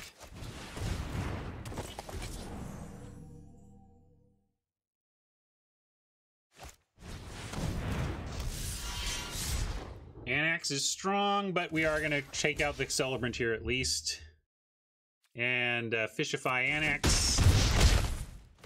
And try to figure it out from there. Alright, land draw is good because we can Fishify Anax and drop Herald, which can block. And then if they're out of removal, we may be in solid corner turning shape here.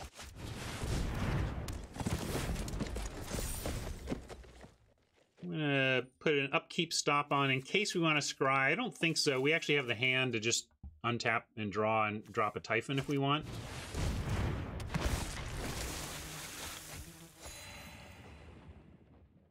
Triton is a good draw for them just because it's got Death Touch, so we're going to be in a spot where we have to decide what we're blocking with. I don't think we can take the mana to scry this upkeep, so we're just going to draw.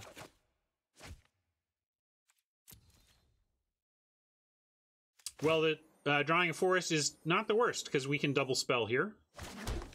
So given that, I'm going to start on the binding.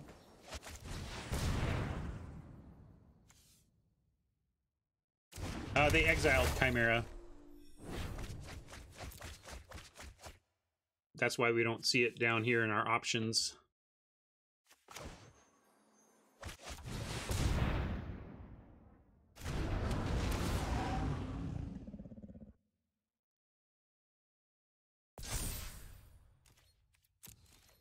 All right, what are we getting back? Eidolon? I mean, this is a draw 3 we could get back. That seems pretty good. I'm in for that. Rebuy draw 3. If it survives, Oppo has some graveyard chewing colors over there, so, well, color. Black can make short work of that Eidolon if they find the right tool.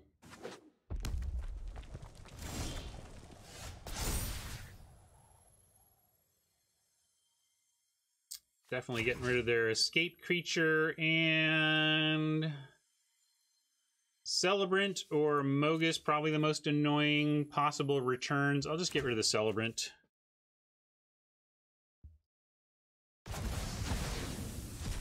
That is true. Our worst case scenario, if they get frisky with the Triton, is we just trade with the Typhon and then rebuy it.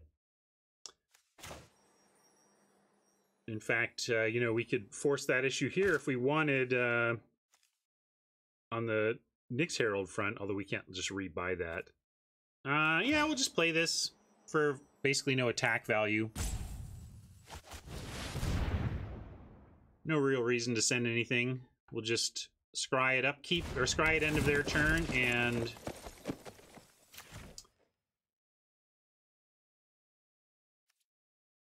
you think it's worth the attack to go 8-4? I mean, they're at 22. They just block it with a Triton, and then we don't have a Nyx Herald. Is it worth... We can get it back, I suppose, but I'm excited to draw the 3. I think we just be patient. I know it has Trample. Okay. Well, let's say they take 6. Woohoo! We got them, everybody. That's 14-12, and we lost one of our best creatures. Is that worth it? I don't think that's worth it. We have Eutropia in the deck. We can wait and, like, launch it. But I don't want to bring it back with Binding. I already have a plan with Binding. I want to draw 3 with the Binding.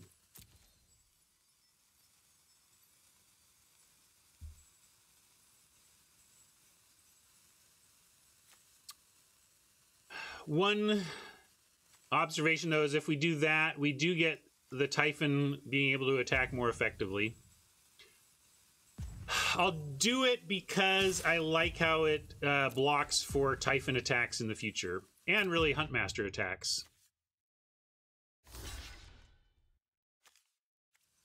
Sorry, and it tramples for 7, not 6. I know, Wilson, that's been my whole point of why this is a... What do you mean? Point is, the point is Woodridrow. We trade their Death Toucher for our big, huge Trampler. They take a huge hit, and now Typhon and Huntmaster can attack. Oh, towards hacking, sorry. It can be tough to see who's trying to communicate to whom around here sometimes.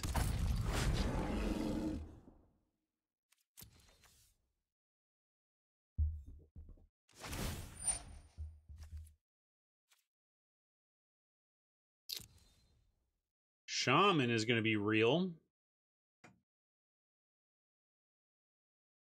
Sacking Satyr tokens for value. Oh yeah, we're going to scry.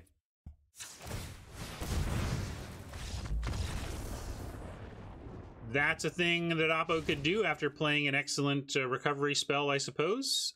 I don't know. Oh, they scooped the match? I guess Oppo had to go. The secret to my success, folks, is pairing against people who have to go.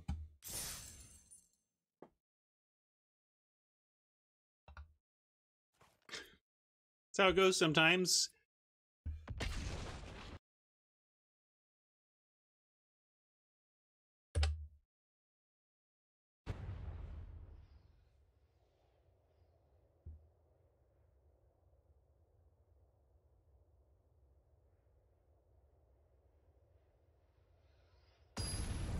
Hey, we made it to 2 wins and no losses with a deck I'm not super thrilled with, so I'm super thrilled with that, I'll tell you that.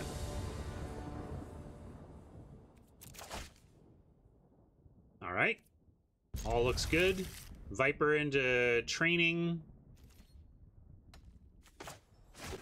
A trained Viper isn't incredible, but, you know.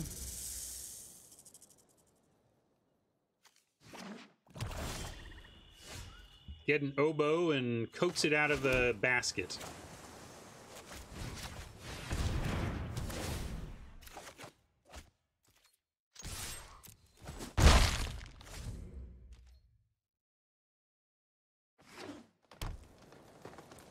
Or is it a flute?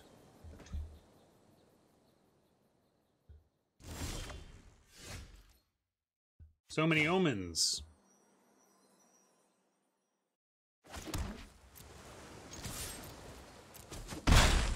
Gonna save and thirst at the end of their turn.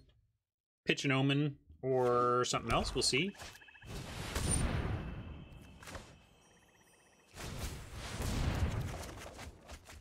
Grove Dancer or Omen, which is actually the worst card. Dancer doesn't do anything really in the face of that 3/3, so I'm gonna pitch it and we'll Omen looking for answers. 2 lands is an option for sure. Maybe I should have just done 2 lands, but I feel like with this selection, we'll be happy to have lots of mana to work with. But 2 lands, maybe not the worst idea. It's just I feel the obviously the Grove Dancer not doing much as a 2/2 on this board. Do I? And I don't think I want Viper for a Scout, although it would potentially set up Forerunner next turn. Right now, Forerunner's trading for a Scout, which we don't like.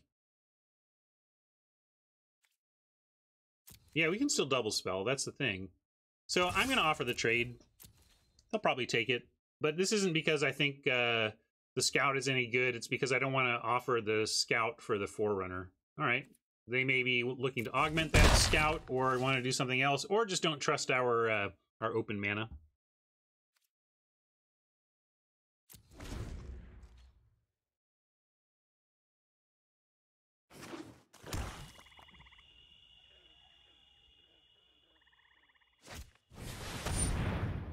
Huntmaster. Solid smack incoming here.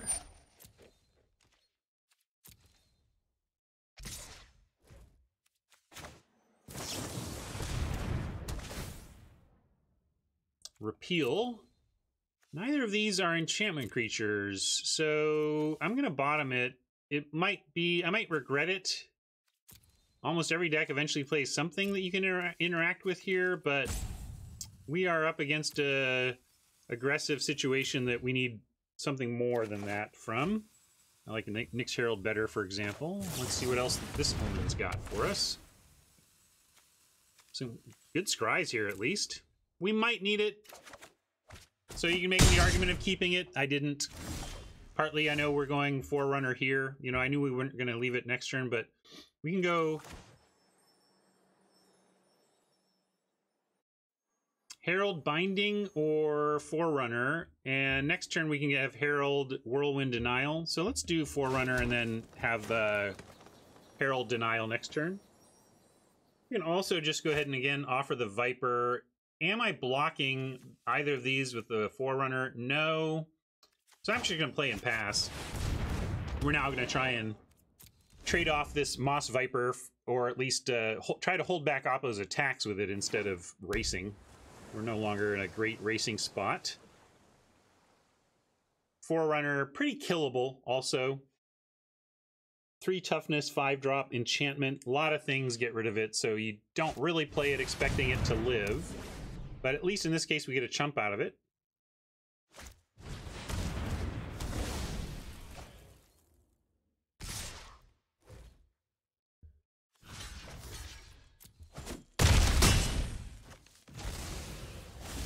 I need to get the binding going.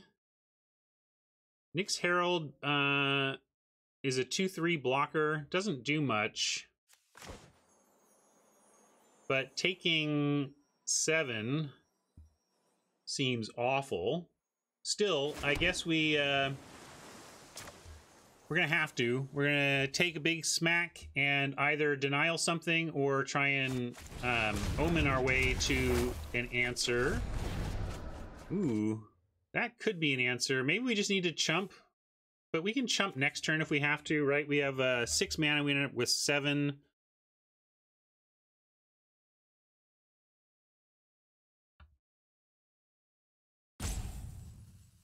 Yeah, what repeal are we talking about? Did they do some? I don't. Oh, the Fishify. Yeah, Fishify would have worked.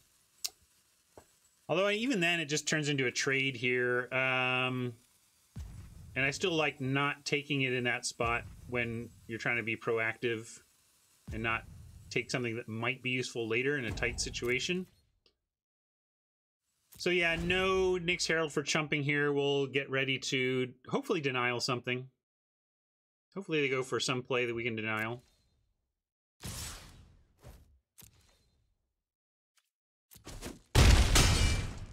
So I'll put an upkeep stop in case we want to scry, but I can't be surprised if we do. Destiny Spinner can actually resolve through the denial, so we have to let it go. That stinks. That we can deny, though.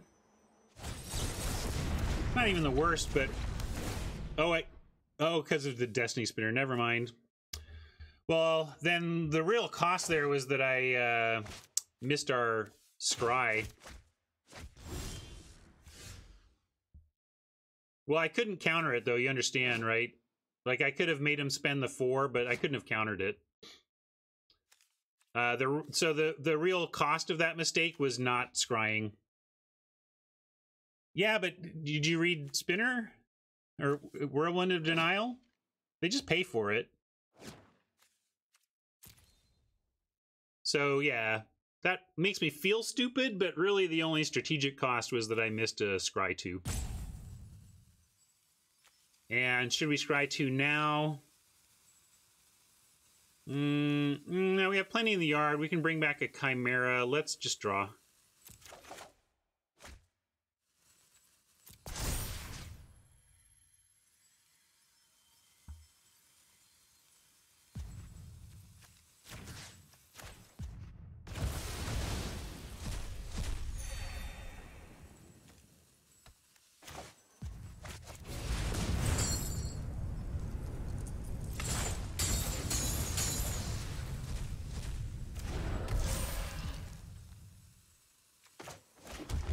I'm going to put a full control bluff on, see if it gives them pause, as we give them pause.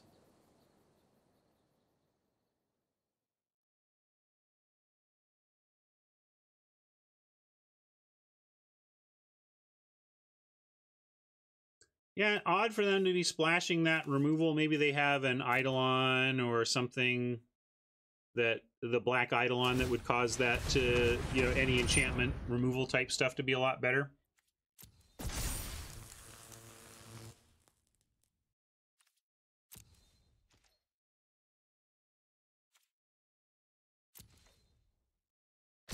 No, I do not bluff with full control often, only in a spot like this where it actually means something and is one of our only ways to try and potentially convince an opponent to give us a chance to win the game.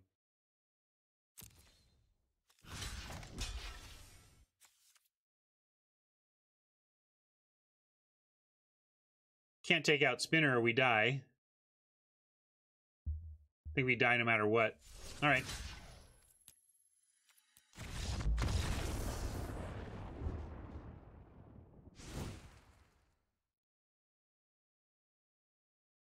I generally full control when I see an opportunity to do it. It's just often not worth doing. If you can't follow up and continue the bluff, it's not worth it. But there are individual spots where you want to say, well, let's make them think we have a 1 mana spell or a, you know, or we don't have a 1 mana spell. But if you're not doing that, it's not really worth doing. All right. That was ugly. Trying to counter uncounterable things. So they are just Sultai enchantments. Kind of a mirror. They had a very similar draft to us, but with, in some cases, better looking cards. In some cases, like, I'm not too impressed with the Scout. But it looks like they're just splashing the blue.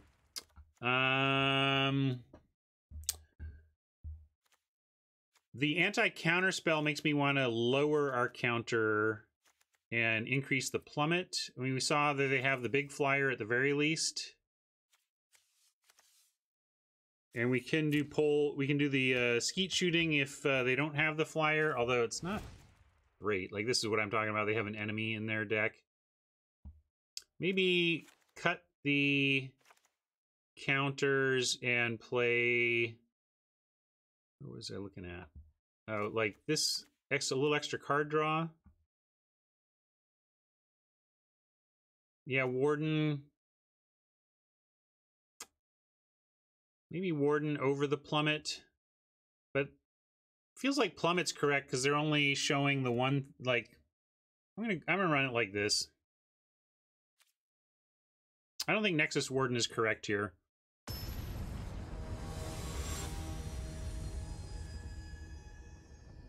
Do we have more trades? Creatures to bring in to trade with? Not sure. Oh, that's all right.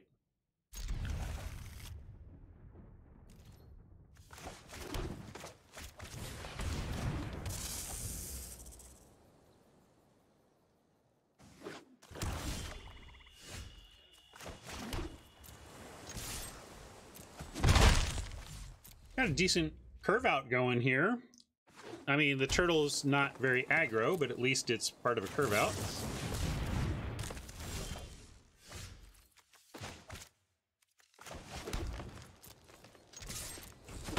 Ah!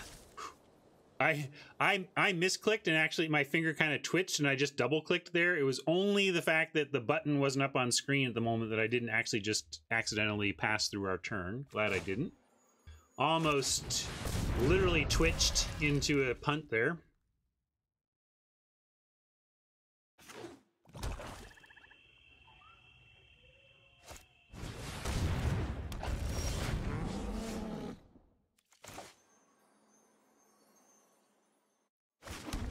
All right, Soul Reap is probably going to trade for the Chimera, but we'll offer the Viper as well. They can take either one. We get a double spell after no matter what.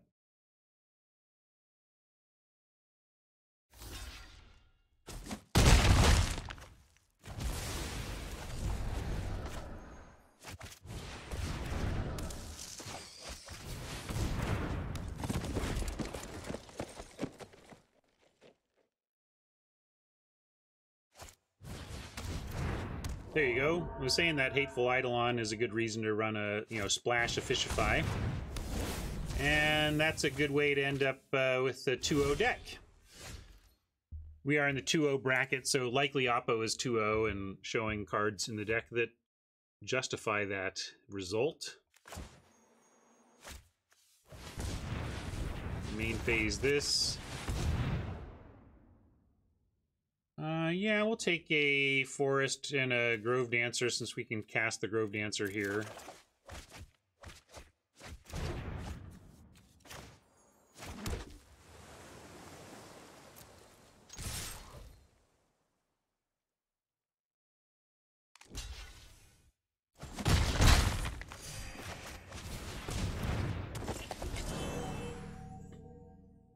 No, in Traditional it goes exactly by record. That's the thing, Eagle. The way they launched it, Traditional looked at record only, and Ranked looked at rank first and record second. That was disastrous because I could have the worst draft of my career and still be paired against an excellent player with a, like a 6-0 deck because they were only looking at rank. Now they look at record first in both cases and apply a rank adjustment to ranked only.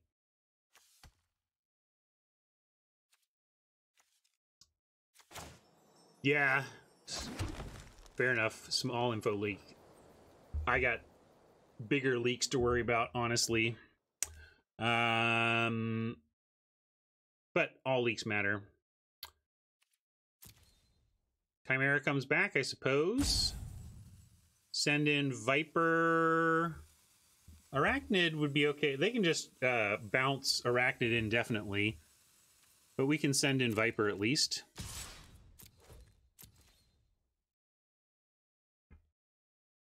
Viper a 17-turn clock here. Until they finally have to block it at 1 life. We do have binding, so we got to keep in mind what we want to leave in the graveyard, and Herald seemed like the best binding return, so left that there. Yeah, so we don't even want to offer them the lifelink on the bounce, right?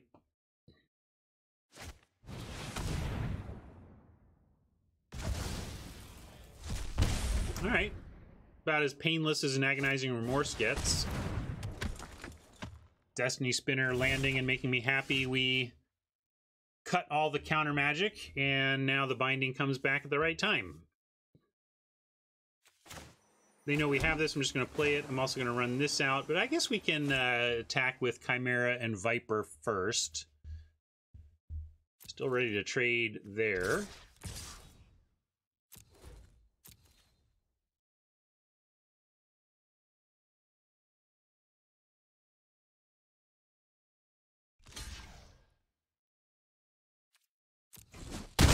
Also, some decks just get to 4 wins that you wouldn't expect would get there, right? Magic is weird. Magic is funny.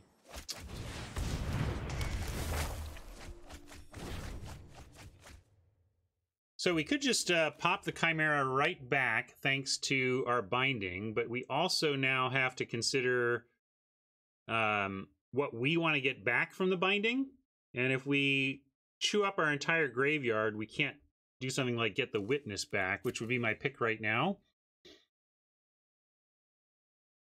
I am going to be patient for a turn. I don't want to lose my Witness just to get this Chimera.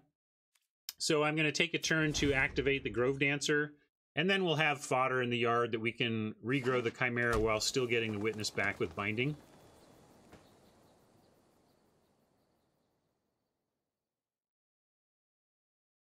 We also want to consider maybe even saving, not bringing back the Chimera so that eventually we can chain web.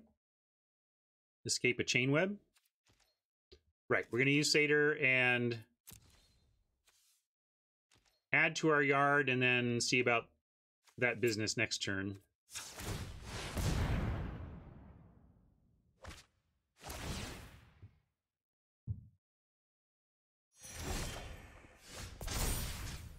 Idle on and on. We'll get rid of enemy and Soul Reaper.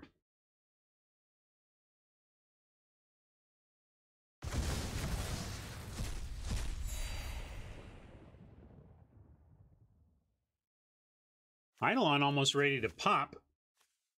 We'll play Eidolon and Chimera this turn, though. First, we'll do our Viper attack, though. Viper continuing to clock steadily. Plink, plink, plink.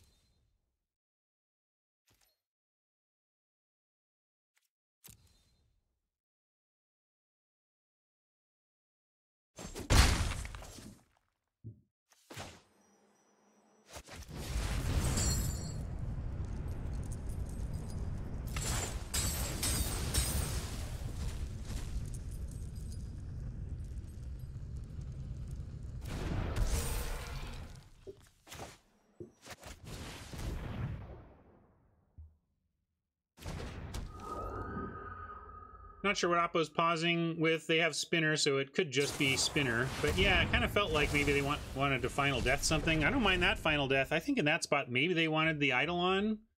At some point, we run out of fodder for the 5-2, and it just, here's where they get the Eidolon. Okay. They had a plan for the Eidolon. That makes a lot more sense. But we can bind the Eidolon back if we want that over a flyer. What do you think? Flyer or draw 3? What do we want? I mean, Plummet suggests if we get the flyer and they don't have any more removal, we can keep things out of its way. Yeah, this is kind of a mini version of, do you want to win the game or draw 25? I think we should try and win the game instead of drawing a few. Yeah, Scry also helps us if the flyer survives. Now, if they show us removal, right? I mean, the argument for card draw is that if you're up against good black removal, which we are, then one way to beat it is to overwhelm it, just to put out more threats than their removal can handle. And if they can show us, like, if we saw their hand and saw like 2 pieces of removal, we should just not bother with the witness. We should get the card draw. But we don't know their hand, so we're gonna continue to offer this Viper for the card of their choice. And we're gonna hope this witness lands.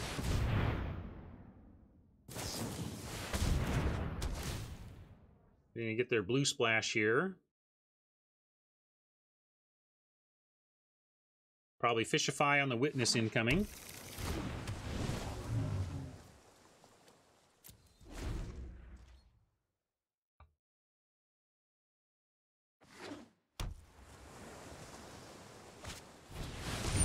Ah, pretty big, pretty scary. Pretty good thing we have a Moss Viper.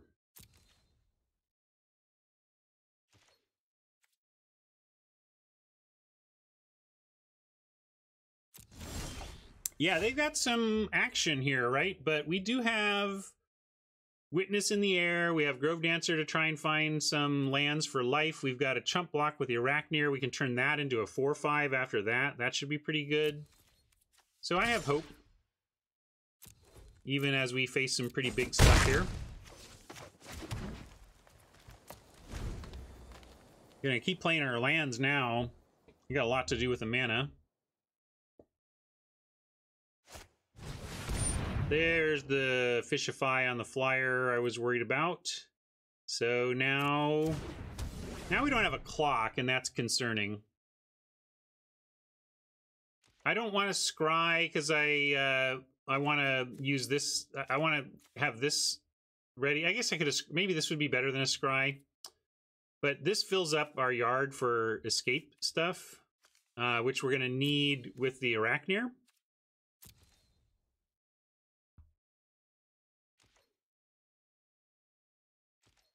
Wow, they're just... Oh, the Viper's holding them back right now. What's our plan to win, though? I guess Eutropia making stuff fly. Or we manage to find Mystic Repeal and get rid of something like the Colossus so we can attack again. We got a Typhon we can find. We got a Fishify of our own. No. Anyway. Let's activate.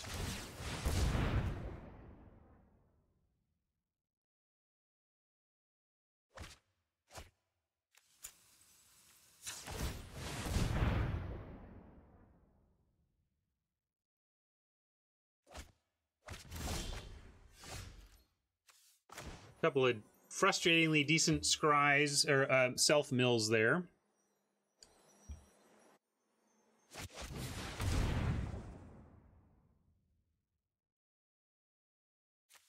$13-19. We're behind on library, so really we want to find Eutropia. Maybe I need to stop activating the Grove Dancers here, actually, because you know me. If you're not going to lose to decking, then self-mill doesn't matter, but in this case, we have very narrow outs we're trying to hit in Eutropia, maybe a Ferocious Typhon. But really, the only spells we have left in the deck are Mystic Repeal, 2x Omen of the Sea, Fishify, Thirst, Eutropia, and Typhon. So we need to find Eutropia, then drop Fishify, Omen, and have those... a handful of those enchantment plays be enough to launch flyers for the, you know, launch stuff for the win. It's a really narrow chance here, actually. Yeah, we could keep offering the Viper. I think we have to, right? If they want to swing with the Colossus, that's good for us. It potentially gives us a crackback.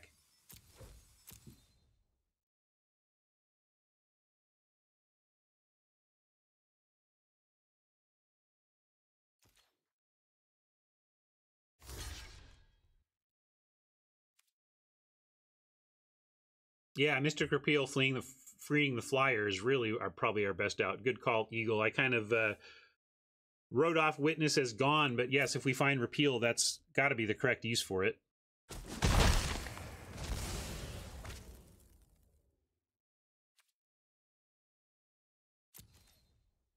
But yeah, even though I am an activate him if you've got him for the most part, now we're down to a narrow enough band of possible outs that we need to make sure we don't eliminate our outs from the deck. We only have 13 cards left, so let's give ourselves a chance to find our good outs naturally. Oppo going bottom, not the worst for us. That's not great, I gotta tell you. Yeah, Eagle thinks we should have saved it. But man, they're still not coming in. I'm not sure why not. We're in rough shape now. We really need that Eutropia or... And Eutropia isn't even a one-turn answer. It's like, okay, Eutropia gives us an out to an out. Certainly Island, not what we're looking for. We'll sandbag now to tempt them with hand discard, that kind of thing. Boy, it's not looking good, though. Especially if we can't... Like, what I want to be able to do is... chain. Oh, there you go. Our plummet's coming through at least.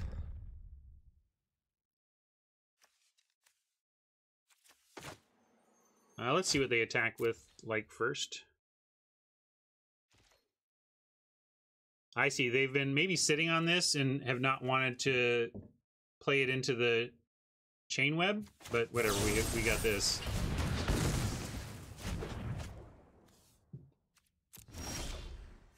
Okay, Typhon is real. Typhon suddenly says we don't care about Colossi as much anymore.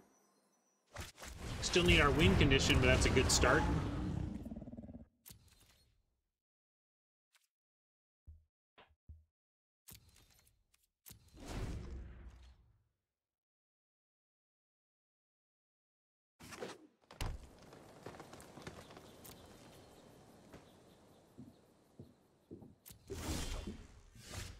Omen.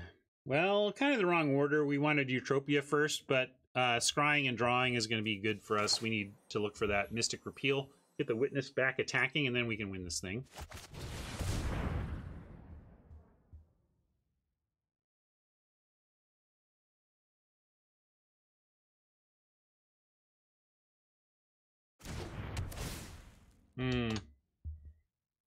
I'll put on full control. I might be too late with the full control, but since it goes to Oppo, I guess we do have that chance. Oh, no, too late. Oh, no, we could, yeah, we could still scry again, looks like. So we don't want either of these. Oh, didn't let me. Wow. Thanks.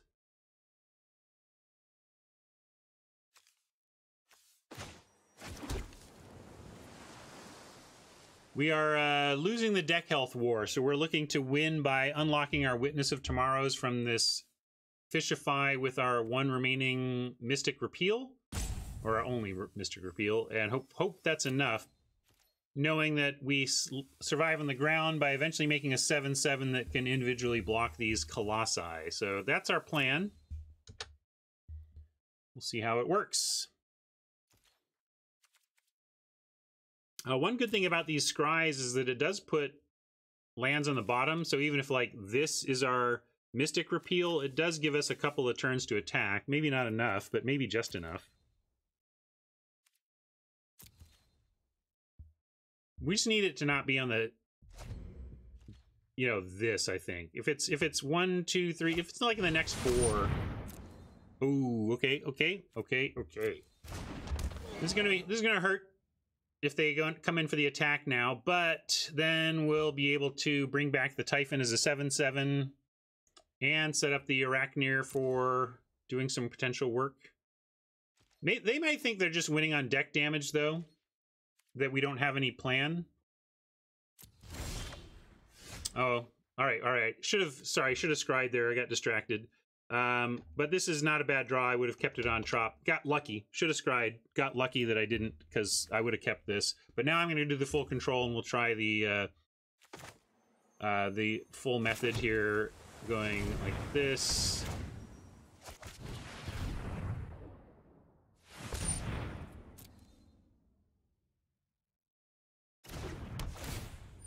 Heck, we can even just do this one. Actually, we should scry this first since we get that for free. That's why I have the full control on. So we'll do a the free scry first. Then if we go bottom, we scry again before we draw. Okay. Thirst and Fishify.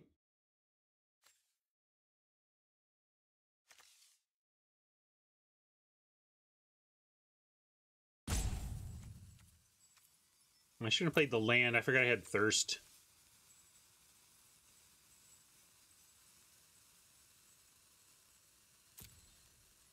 But surely we need the Fishify. And we'll save the Thirst for after that to help find the Repeal. And in the meantime, we survive for a turn. You know, I'm going to just... Where do you want to put Fishify number 1? On the Forerunner to reduce their trample availability? Could be correct. They've got a lot. They're going to have big lands coming. And if everything here is trampling, that could get way out of hand. I'm going to Fishify the Forerunner so that trample doesn't just wreck us.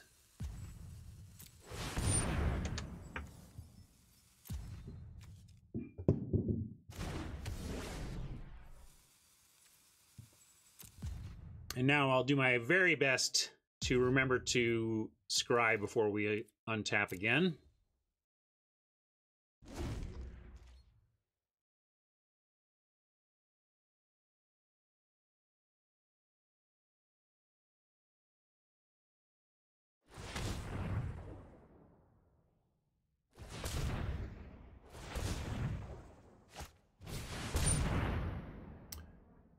Well, we don't really care where they go with this. None of our 2-power creatures matter and our hand's empty. Well, scry 2, so there is, you know, scrying whatever's underneath the Thirst could matter.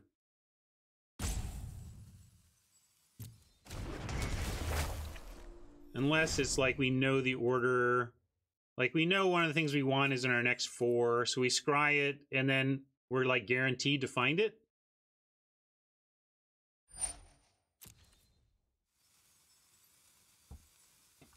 Oh yeah, I assume they would not kill the Witness. Killing the Witness would not have been good for us, but yeah, they didn't.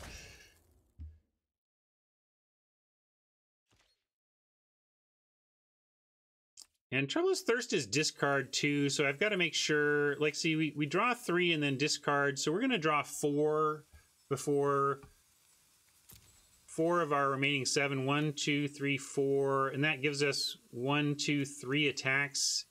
Like, or it gives us, no, it gives us 4 attacks. 1 attack, 2 attack, 3 attack, we draw our last card and then 4th.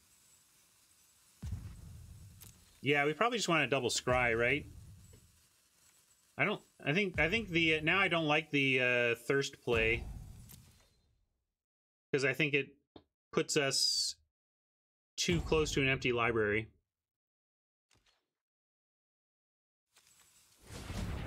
I'm going to start here, but I'm going to go full control in case we need to scry after on our upkeep.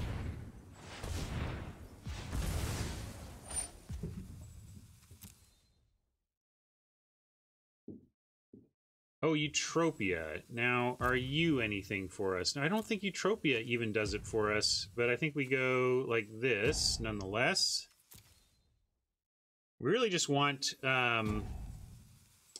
I'd like Eutropia if we still had both Omens, but the Omens kind of were the point of the Eutropia draw, and so now we really just want the to activate our witness.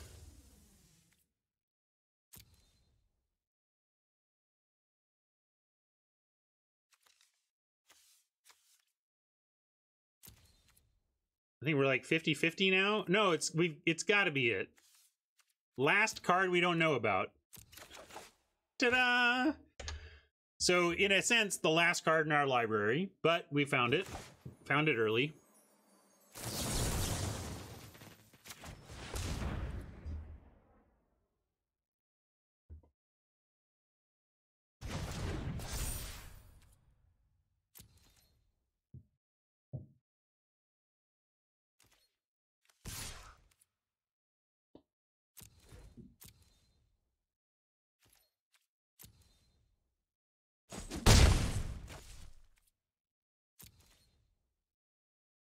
Anything else left of relevance? We know the Eutropia is down there. Just Thirst and Eutropia are the only things left.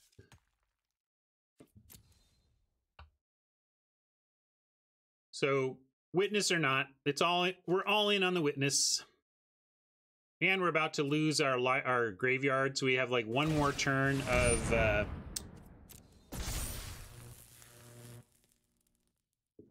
escaping. So I really hope they attack here, because if they don't, we don't have a dead Typhon. Although Typhon is a forced block, although they can just chump it. But they don't have to block in a way that they die is the problem. They could put chump and not kill either of them. But they're giving us a dead dude, so let's take it.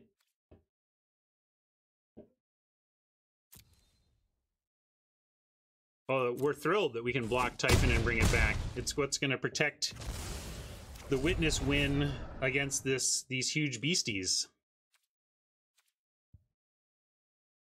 Yeah, I could have put the spider too. Good call. I should have put the spider on. This is fine though, because also actually this may be even better. Let's see, 6, 7, 8, 9, 10, 11, 7, 8, 9, 10, 11. Yeah, actually no, this is correct. We are accidentally correct, because if we block with the spider too, we bring back the Typhon. We don't have the mana to bring back the spider. We lose the spider. In this case, we can block with the spider next turn after our graveyard is gone. And it probably won't matter, but the point is, like, we could conceivably thirst our way to getting the chain web back even. So I don't mind what... We weren't going to be able to do both, is the bottom line.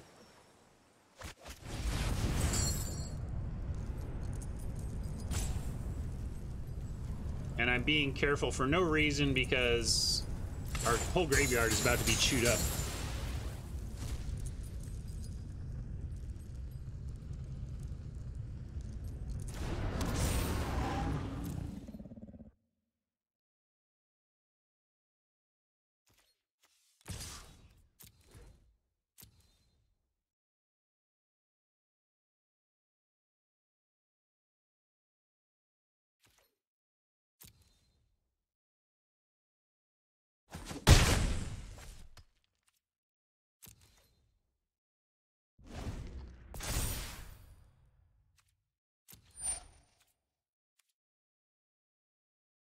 Bye, graveyard.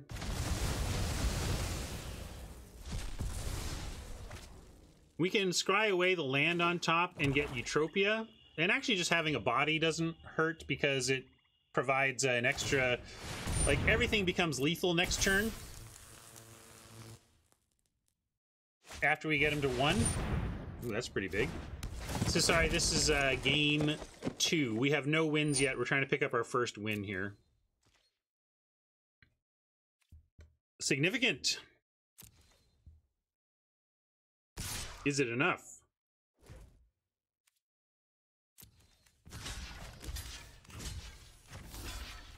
Gotta leave the Typhon to continue to hang out against these. We're gonna throw everything else we've got to prevent trample damage.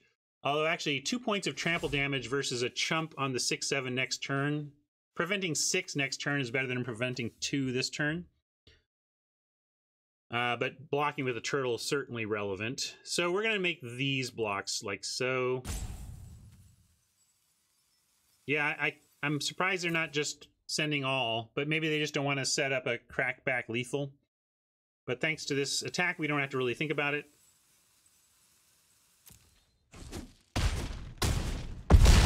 We know we get to scry and give us at least another chump to add.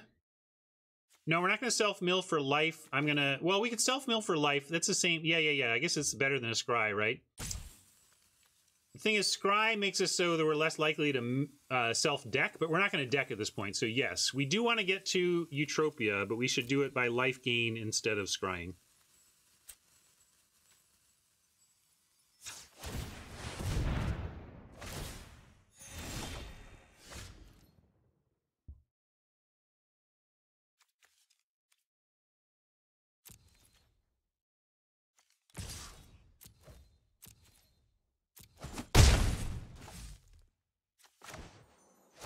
Well, if they unlock Trample, or then we might be in trouble, but I think we can withstand most of what else they can do.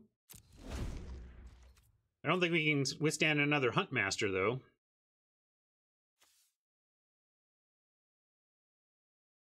Quite relevant that these lands get Trample, huh?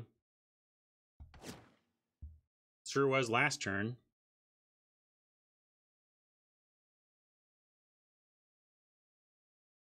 Exploding Jace? I wouldn't mind. You can just explode Jace. That's cool. We can try game 3. Oh, slow rolling me. All right. Well, I think we took our first loss. What was that about? You think that was just a slow roll, or are they talking to their chat or something?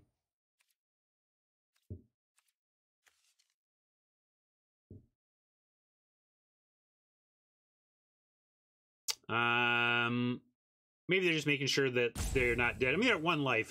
When you're at 1 life, you got to take everything slowly. So I'm not sure that was a slow roll, but a little painful. Now we're going to make our own check and see if we have any outs whatsoever. The trouble is our deck only contains Thirst for Meaning as a non-land spell. So I don't see how we can win. Yeah, I think we're just dead.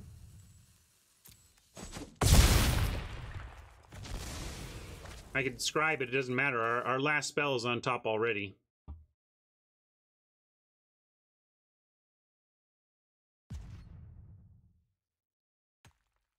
Yeah, it's our Eutropia and our Omens came in the wrong order. We found our Omens before our Eutropia.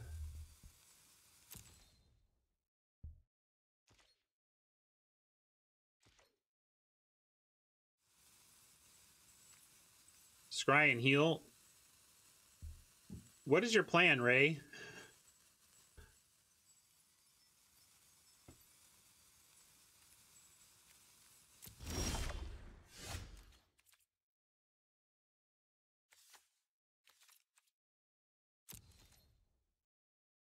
I think we can move on, actually. We can attack them and hope that they don't block for some reason.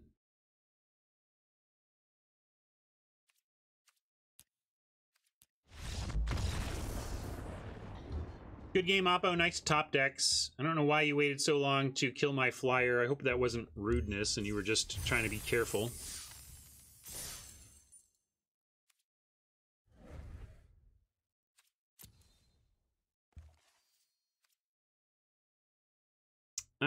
Let's see. I'm a little peckish. I'm going to go grab a snack so I don't get hangry while we play. I just need 30 seconds to get a beverage and a snack, and I'll be right back, and we'll see if we're going to get profit or not. We are 1 match win away from getting our buy-in back, but we've given up our foul to give. So up against the wall. Be right back. Hang tight.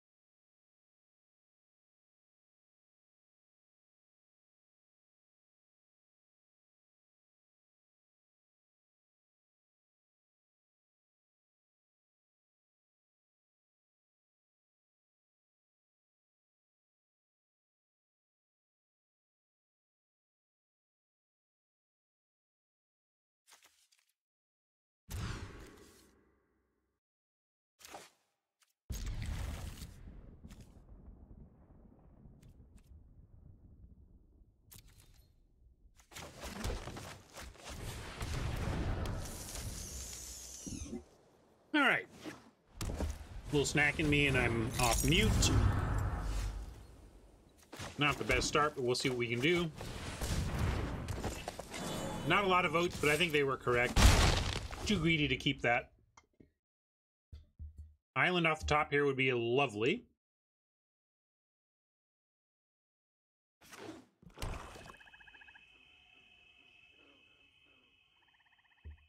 Yeah, use Myers Grasp on it.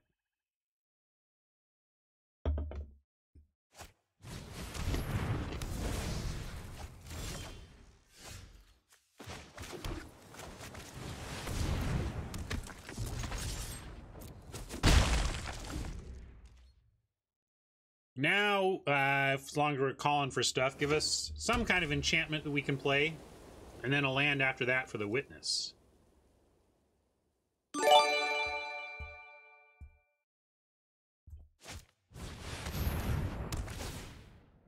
All right, they got our Eutropia. We do have a Mystic Repeal somewhere in the deck. Oh, and we even found exactly what I asked for.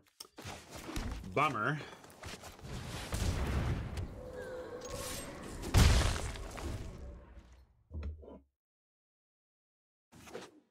Pocket Nebula is right that the ideal enchantment draw there would have been the Nyx Herald, but now I want my Mystic Repeal.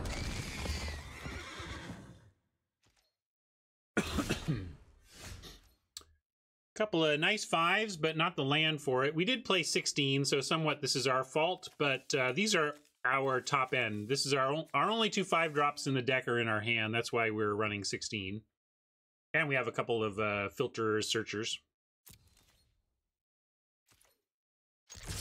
We're happy to try and race right now.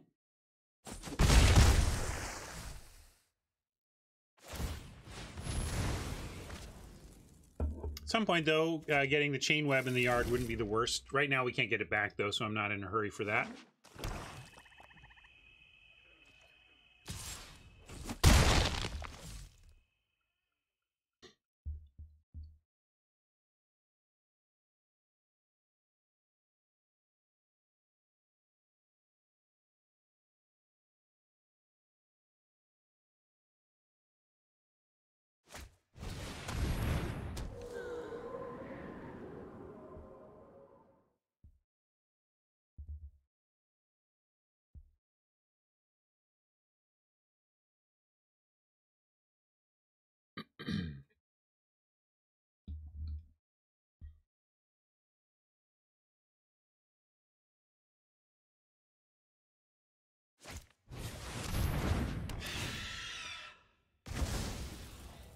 Harpy making chain web even farther off, but we found our 5th land. I'll start with the Witness, since that's the most likely to be able to attack cleanly. Although right now, Forerunner attacks cleanly on this board. I'm just not expecting it to stay that way. I mean, not cleanly. They could double block, but we'd happily take that trade. I'm just not expecting it to stay like it has a good attack, though, so figured I'd run the Witness out as the card most likely to have a good attack next turn.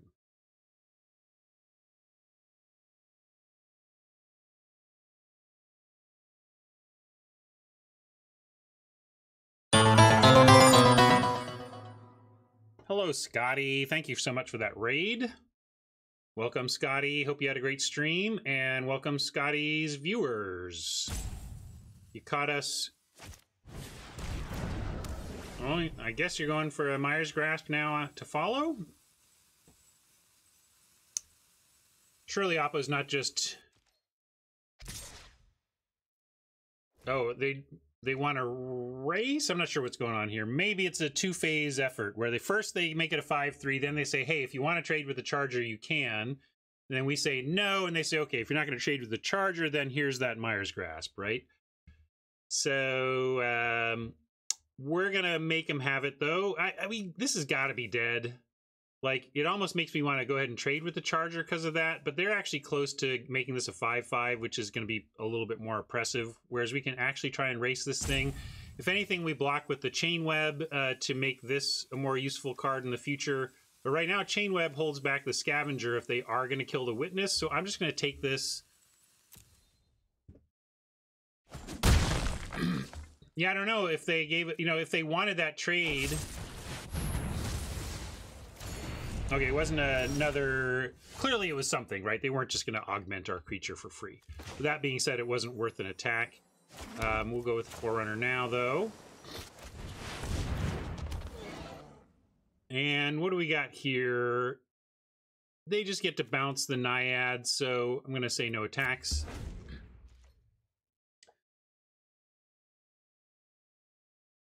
And welcome, Scotty's viewers. Again, if you're not familiar with me, my name is Ryan Spain. I co-created Limited Resources with Marshall Sutcliffe before working at Wizards of the Coast in R&D and on Magic the Gathering Arena for 7 years. Now I am out and streaming in the mornings.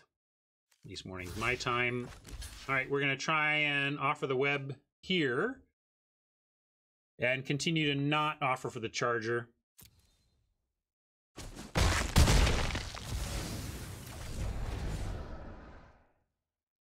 Maybe they have something to get Chainweb out of the graveyard, and that's why they're willing to offer that Harpy.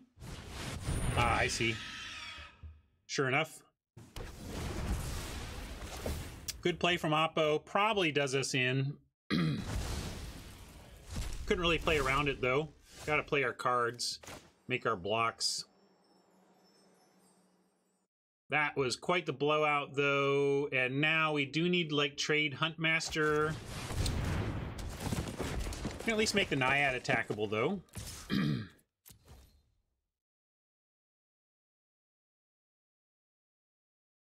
don't think I've ever been happy with a deck that's had a Huntmaster in it. Like, thought, fist pump, I've got a great deck. I mean, this is just a sign to me that I don't have a great deck. People seem to like it more than I, and I'm not saying it doesn't do anything.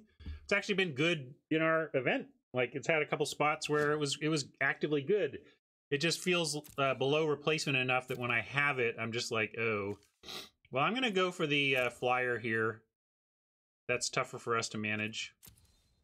Although this might be tougher for us to manage in the long run in terms of Oppo sacking out their board to just kill us.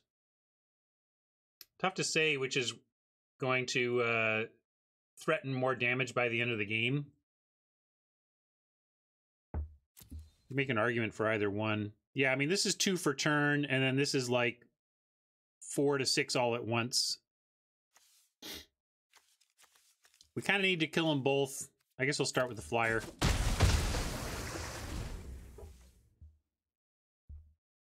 No, we can't. That's you see the whole play they did? With the whole Rise to Glory? The whole devastating thing where I said, gee, now we kind of lose. Yeah. Rise was rough. And got a block here. They can recast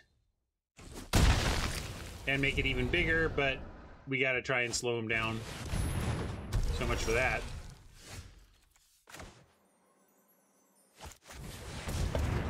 Started off 2-0. Yikes. About to have back against the wall.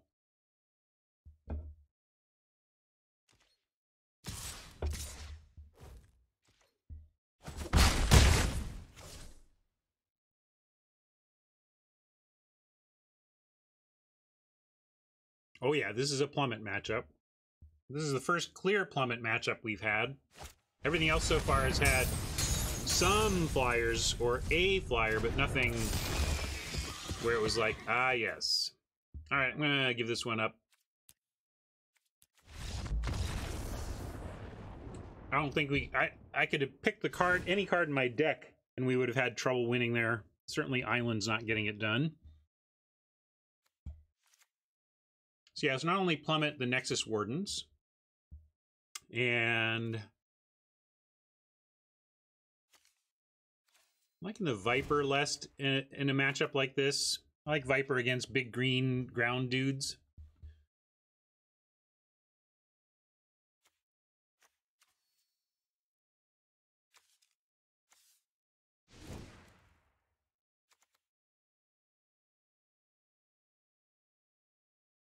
Need one more cut for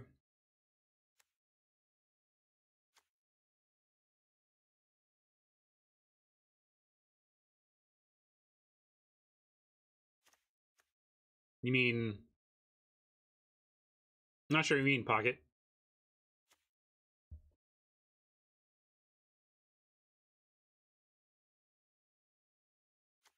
No, at least Hunt, even though I don't love the Huntmaster, it's got 4 power for 4 mana. It's an aggressive creature. It can wear a training and trample or whatever. Wardens, we're trying to be a bit proactive and actually be fairly aggressive. We don't have a lot of removal, and we don't have a lot of ways to...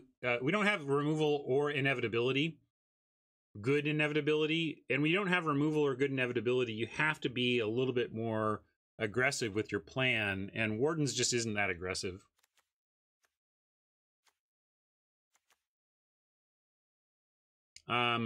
Yeah, it's been more... Yeah, I think I'm going to cut Whirlwind here.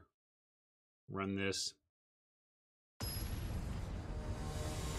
The Denaiad is not good either. I think War Furnace, you're just starting to see that our deck is not that good.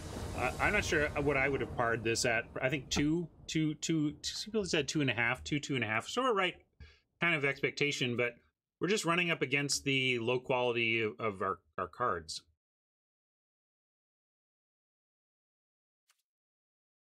I think it depends, Fought Fools, and I think it depends on what I was just saying. Like, you need to... What's your plan? What's your deck's plan? And if your plan is to go long, you better have inevitability or controlling card drawing removal stuff, and we just don't... We have some card draw, we just don't have removal or inevitability, so...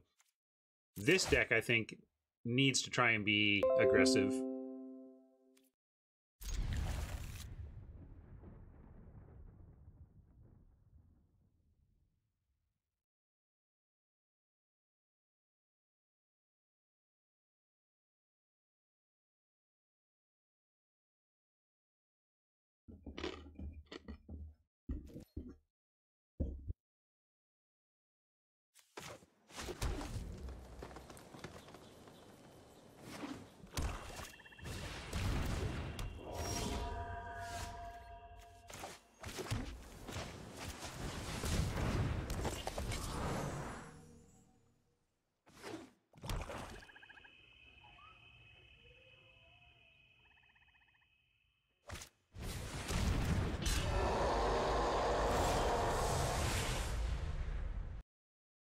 There are some who call me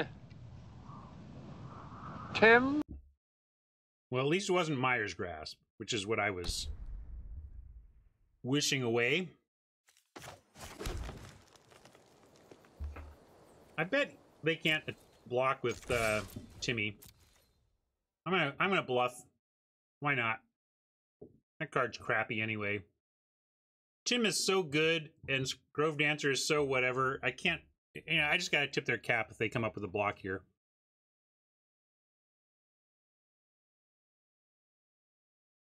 They're thinking about it.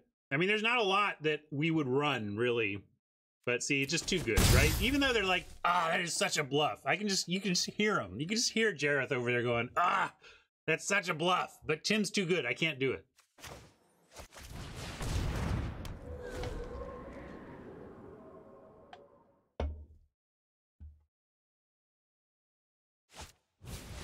Oh no! They did have it. They just went with Timmy first.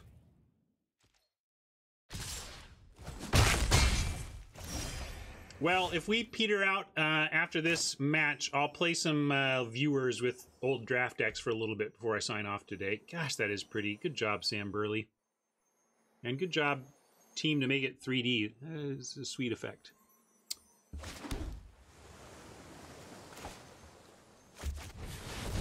Looks like they're stuck on land, though, so maybe I shouldn't be all doom and gloom. If they never find their third land, we can win this thing. They say, he says, as they find their third land.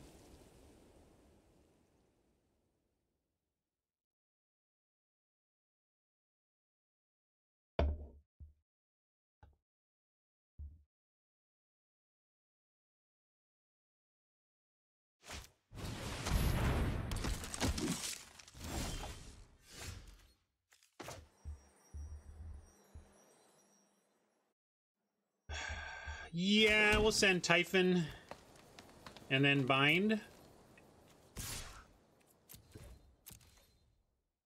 And philosophize.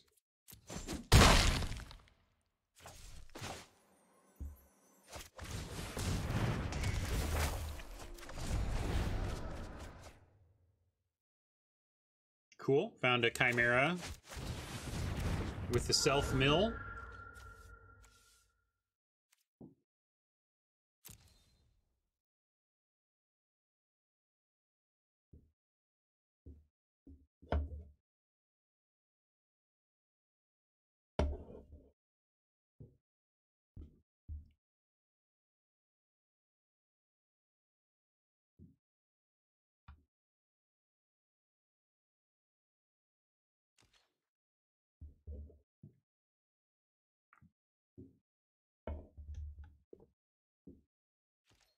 Oppo tanking and continuing to be a little stuck on land.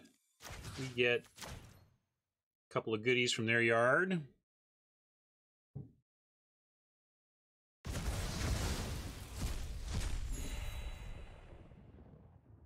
That's true. Well, they've given us a chance. Now Timmy can't. So given that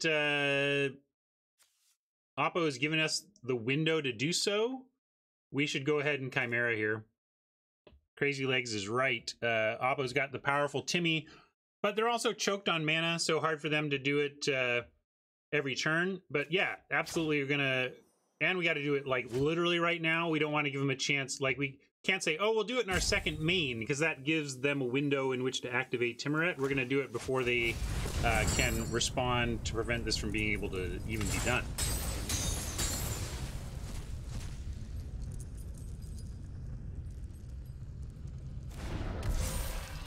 But makes playing my binding into Timmy pretty suspect. We got lucky with Oppo's misplays, but it was kind of a misplay to bother running this out into Timmy. You just weren't going to get value out of it.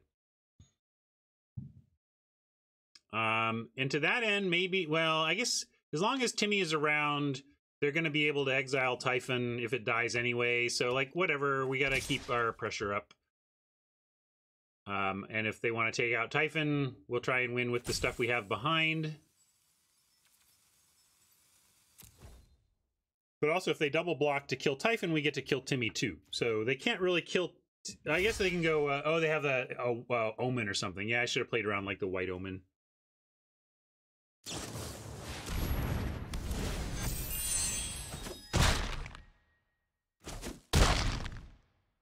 He's still at 1-for-1. Except for the Eidolon. Giving him super value. Even Omen would have been a trade as well. And now they kind of have to spend some of their turn on Timmy, which is why they left. They played Lampad and left 2 open.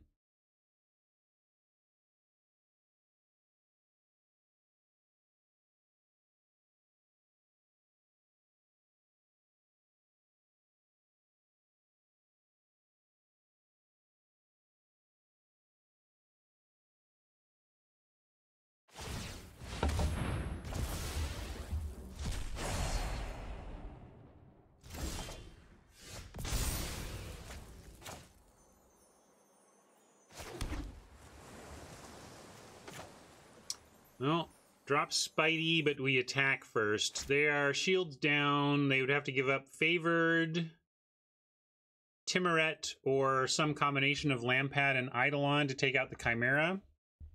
That's worth it.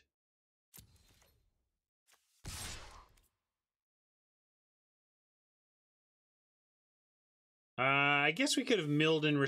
No, it targets immediately. So no, there was no window in which to try to give Binding a new target. Because it happens at beginning.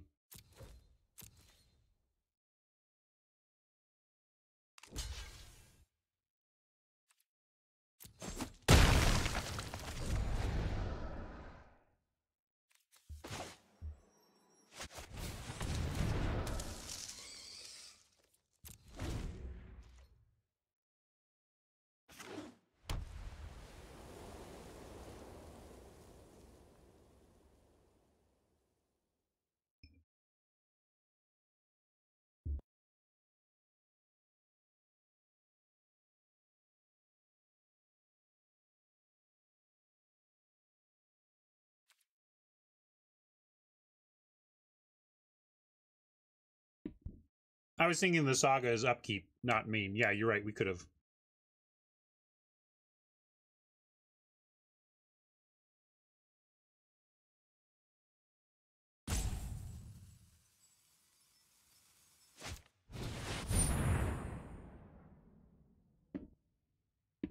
Not even sure we should have. I need to I would have to re-look at that turn, but we definitely could have.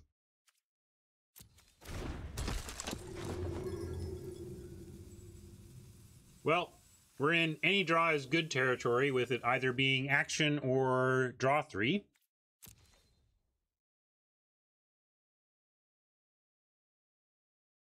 Thing is, with where we're at, I don't even know if draw 3 is enough. Like, Oppo's set up the defenses. They've got, they've had some good card draw engine stuff going on already.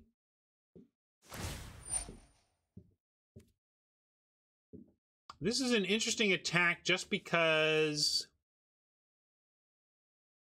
we're close to being able to escape the Arachneer, and Timuret doesn't have mana. I don't know if they played a land this turn or not. I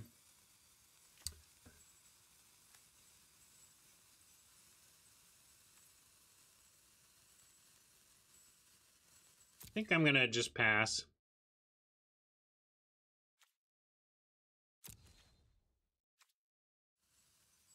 Because we still can't, we only have 2 in the yard, so we can't get Arachneer out. So they'd be able to untap.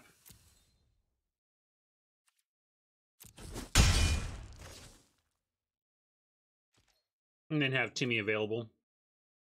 Kind of just want the land for the 3 cards. Eutropia, you say? Yeah, we'll do that.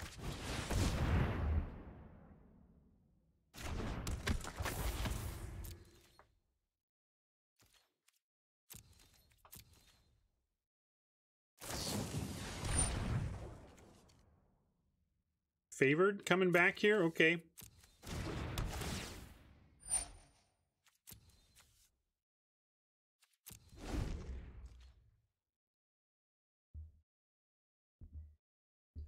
Now they got favored Eat Chimera. See if they want to do that.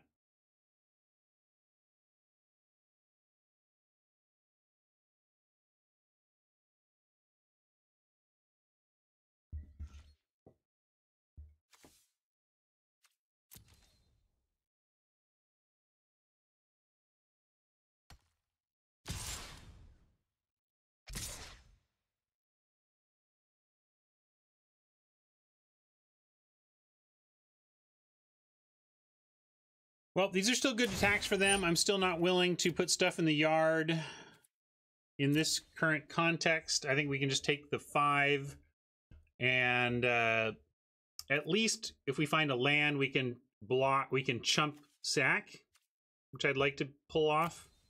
If we find enchantments, we can consider our ability to win with Eutropia.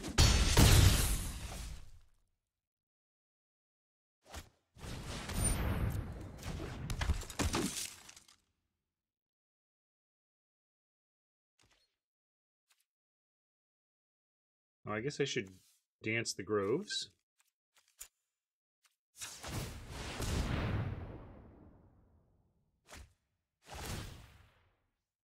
There was our Eidolon mana, but it's okay. That's a good thing. Okay, okay. I like this. So we can go... I guess we should just move in on Eutropia herself. Well, yeah, we could skeet shoot. Good point. Should we skeet shoot? What do we care about here? Timmy? Kill Timmy, unlock. Although they would kill Timmy and kill Chimera in response, but then we would have the Arachneer ready to escape later.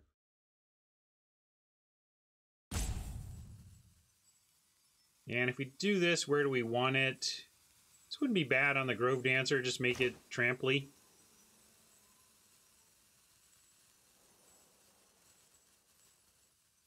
There's a chance of blessing. It sure doesn't seem like what they're up to, though.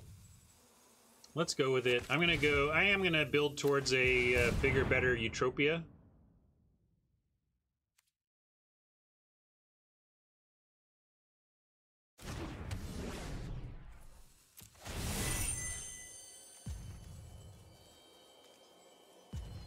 Risky, but if it works, we get rid of their annoying Timmy for now. If it doesn't, well, we were kind of in trouble here anyway.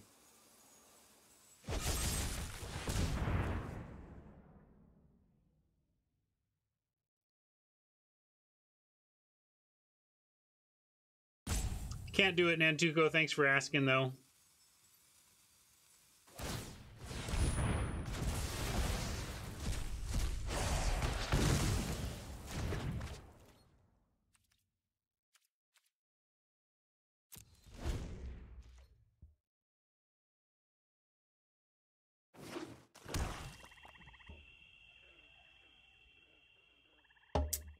Yeah, sorry, Pocket. That's what we were talking about.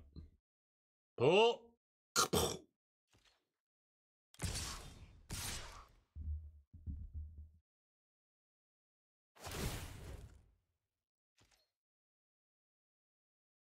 Now that screams of enchantment incoming, but let's go ahead and throw this double block and make them have something.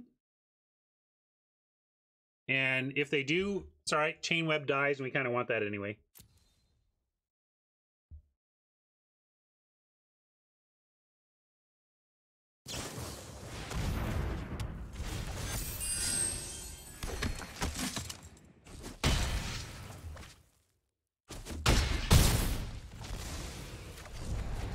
So I see that as trading Grove Dancer for Omen and happily having our chain web die.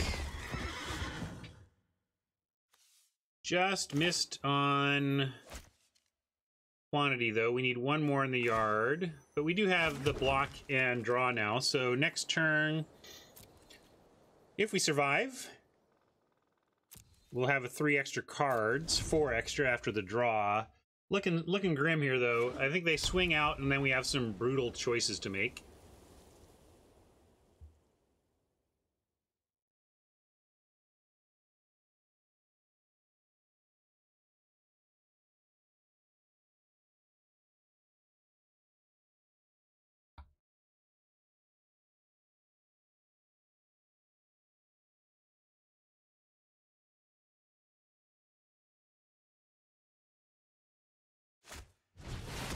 No, didn't they already do that once, or that was last game that they destroyed us with that? And Deny the Divine doesn't even stop it.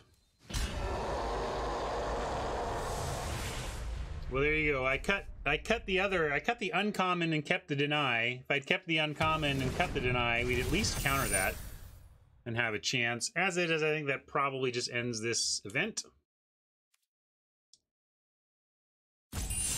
But let's see what it looks like. Still get to chump sack, so.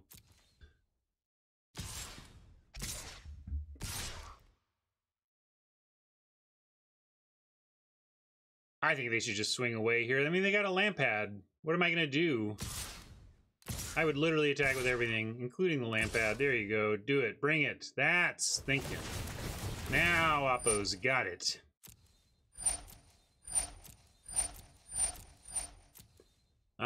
Chunk says we're dead. I'm just going to do the obvious blocks, and we'll see how it plays out. So biggest creatures are Glory Bearers and Underworld Charger. Oh, no, wait, sorry. Biggest creatures are ultimately Glory Bearers. One of these 3 drops, 3 powers, and the Favored. So we'll block the Favored. And draw a bunch.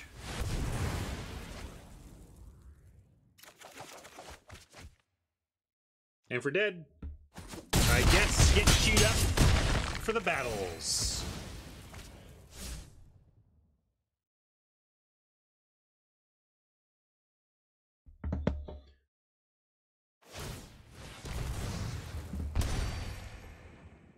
Now we've got him.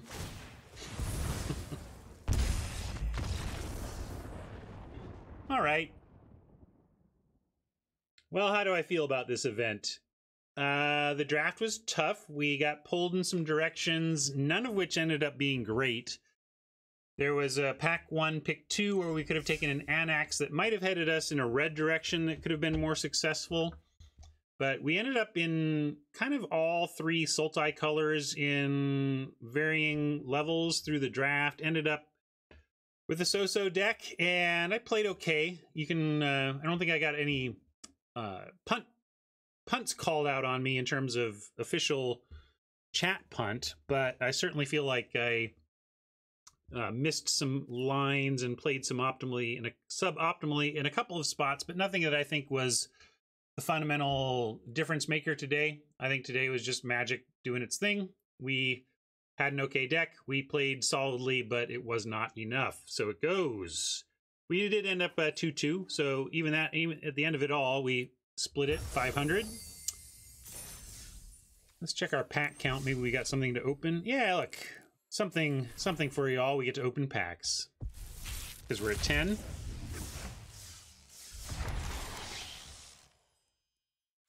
No mythics naturally. One mythic wild card, but no natural mythics. I'll open this one too. Why not?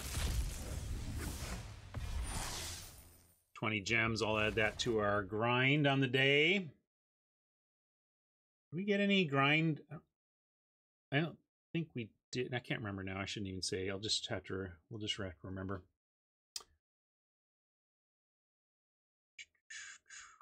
So 316. On, we got at least the 20 on the grind. So I'm going to play at least a viewer or two right now before I get off the air. But I did want to call out before I did that we did a really cool thing on Friday, thanks to Nantuko and to Motor City Mama, my awesome mods who helped make it happen. We used a third-party website to, first I'm going to link you to the YouTube video. So this is the YouTube video of the event, but what we did is we used this site to human draft offline, and then we brought our decks online and battled them against each other in some chat versus Ryan drafting action. It was pretty great. And we're going to look to do that again on Friday, I think. So if you want to be part of that, still working, I'll work out how we want to do it. I made it mod sub based on Friday. Might do that again, but basically we're just kind of rough it out week by week. The main thing is I want people who participate to stick around for the play, you know. Anyway, there is that. So let's see though. I will take, if you don't know, this is my profile, this is my name. You can buddy me up. I'll accept you as a buddy, and what I want to do now is play like one more best of one game with that deck. So if you want to challenge Going Optimal number 32646 to a best of one with the limited deck of your choice. You can be, bring us your beast. I know my deck isn't amazing or anything, but I want to see like the insano deck you drafted last week. And Bieber Fan says, if anyone wants to do this, what I'm talking about, the draft offline, bring it online, looks like Bieber Fan is coordinating it. And go to your Discord, go to our Discord, join our Discord. Oops, let me actually spell it right. Go to the Going Optimal Discord, and you can hook up with others there who are looking to do the offline human draft thing.